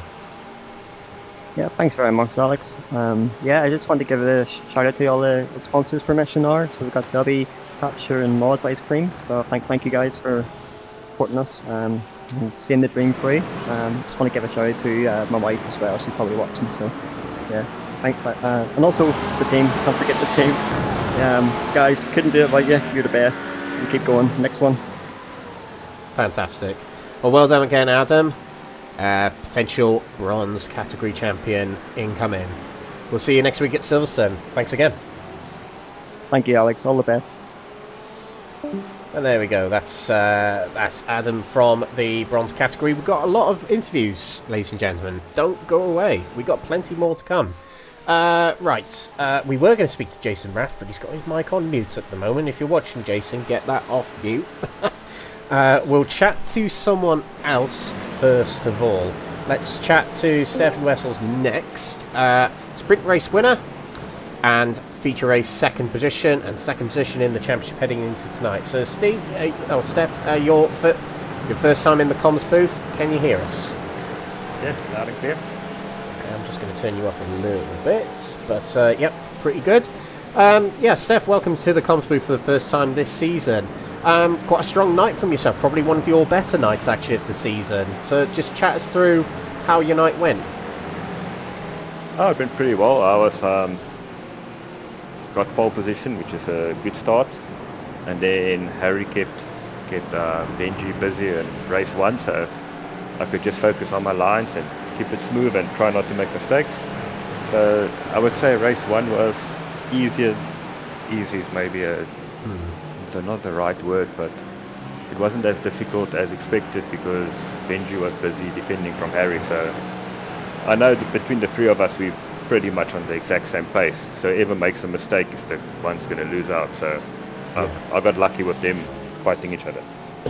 Yeah, that's a very good point you've mentioned, actually, because when you're watching on the broadcast, 1.5 seconds, which was around about what the gap was, that gap feels bigger on broadcast than it actually does when you're in the car. When you're in the car driving, the cars behind look big in your mirrors. Do you know what I'm saying? That's kind of how it feels when you've got a gap like that.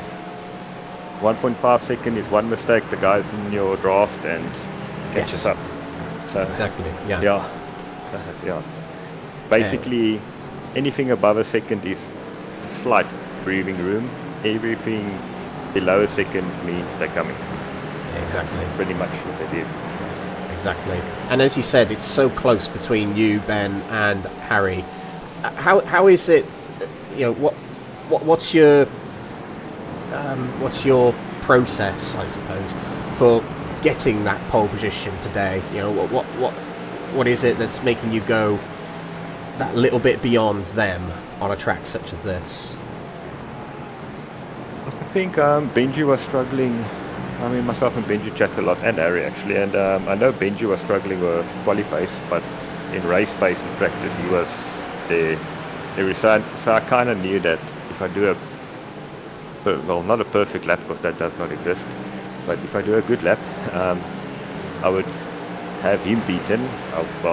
I knew more or less we would fit in, and then it would have been between me and Harry, and I mean it was pretty close between myself and Harry. That was like, you know, a slight wheel spin here, a couple of centimeters wide on a corner. That was the difference in that lap.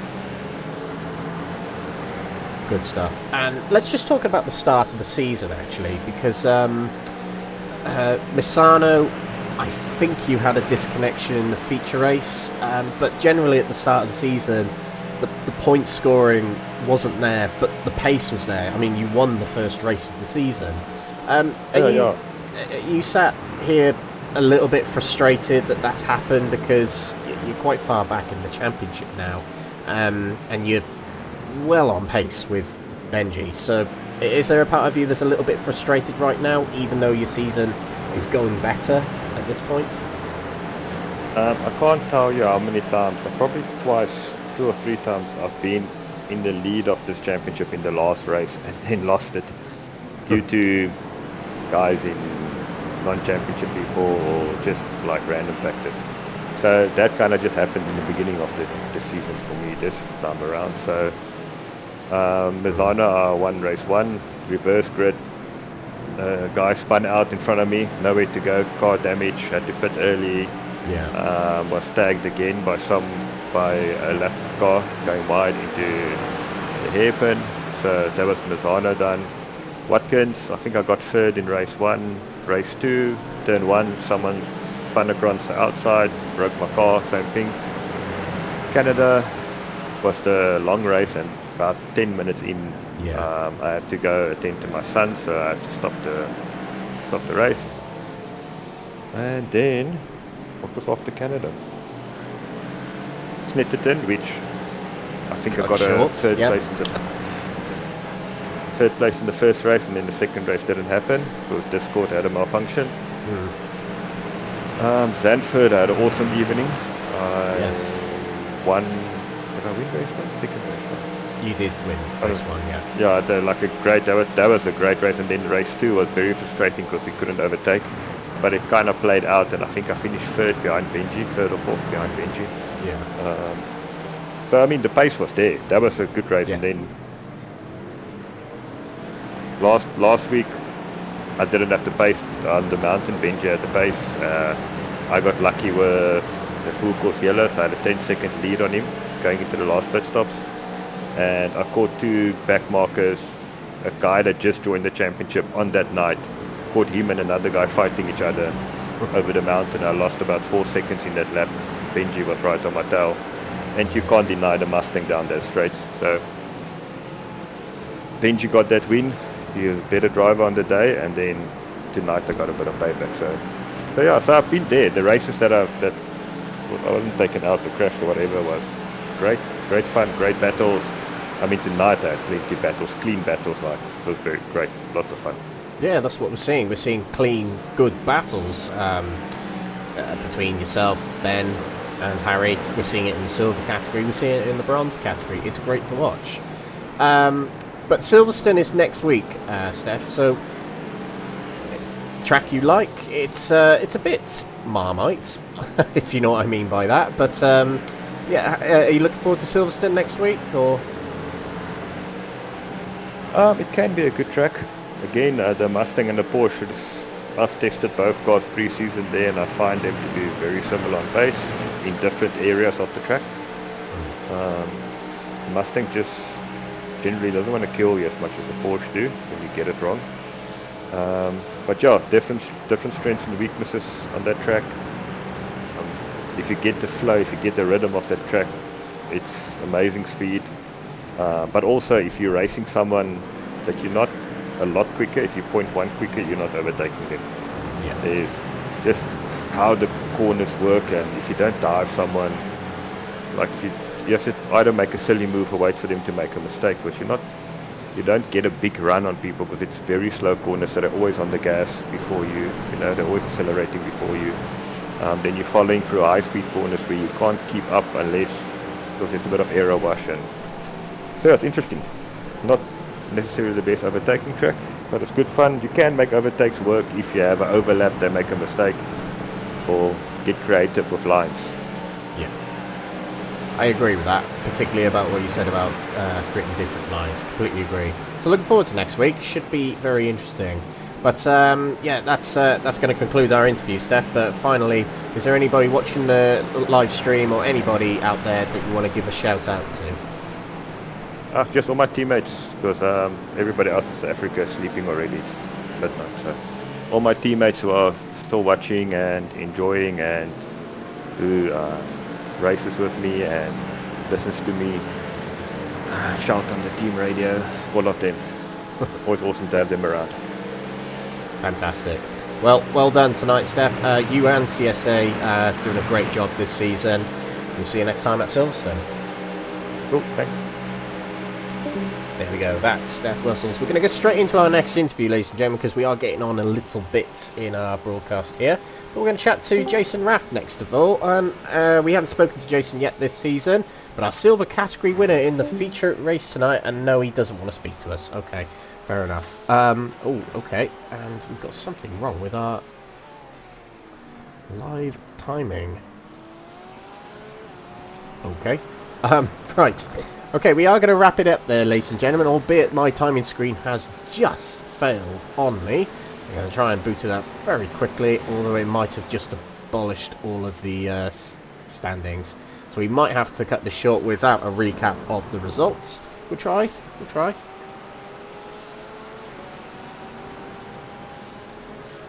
Yeah, it's not having it. Yeah, we're going to have to cut it there, ladies and gentlemen, I'm afraid. We'll get the results sorted for next week, I'm sure we will. But, yeah, just to recap, our gold category winner tonight was... Very bad order, actually, of our standings here. It's very confusing. The winner of our gold category was Harry Langford. In the silver category, it was Jason Raff. And in the bronze category was Danny Switzer. So well done to those three drivers. Up next is Silverstone Grand Prix Circuit, my home track, in a week today. Join us live on YouTube, live on Facebook, and live on Kick for that 8th round of the season. My name's Alex Everett, I've been your commentator tonight on behalf of Crest Autosports, and this is Next Gen Racing GT3 Season 7. A thank you to our sponsors, partners and affiliates here at Next Gen Racing, and they are Power Max Racing, Mark Sykes Designs, Benji Sim Photos, Motorsport UK Esports Division, Sam Cases, Moser Racing, Joyce Design, Falconer PC, and Doble Motorcycles. Thank you very much for watching tonight, ladies and gentlemen. This has been Portimao Round 7. Next is Silverstone. We'll see you then. Thank you and good night. Thank you for tuning in.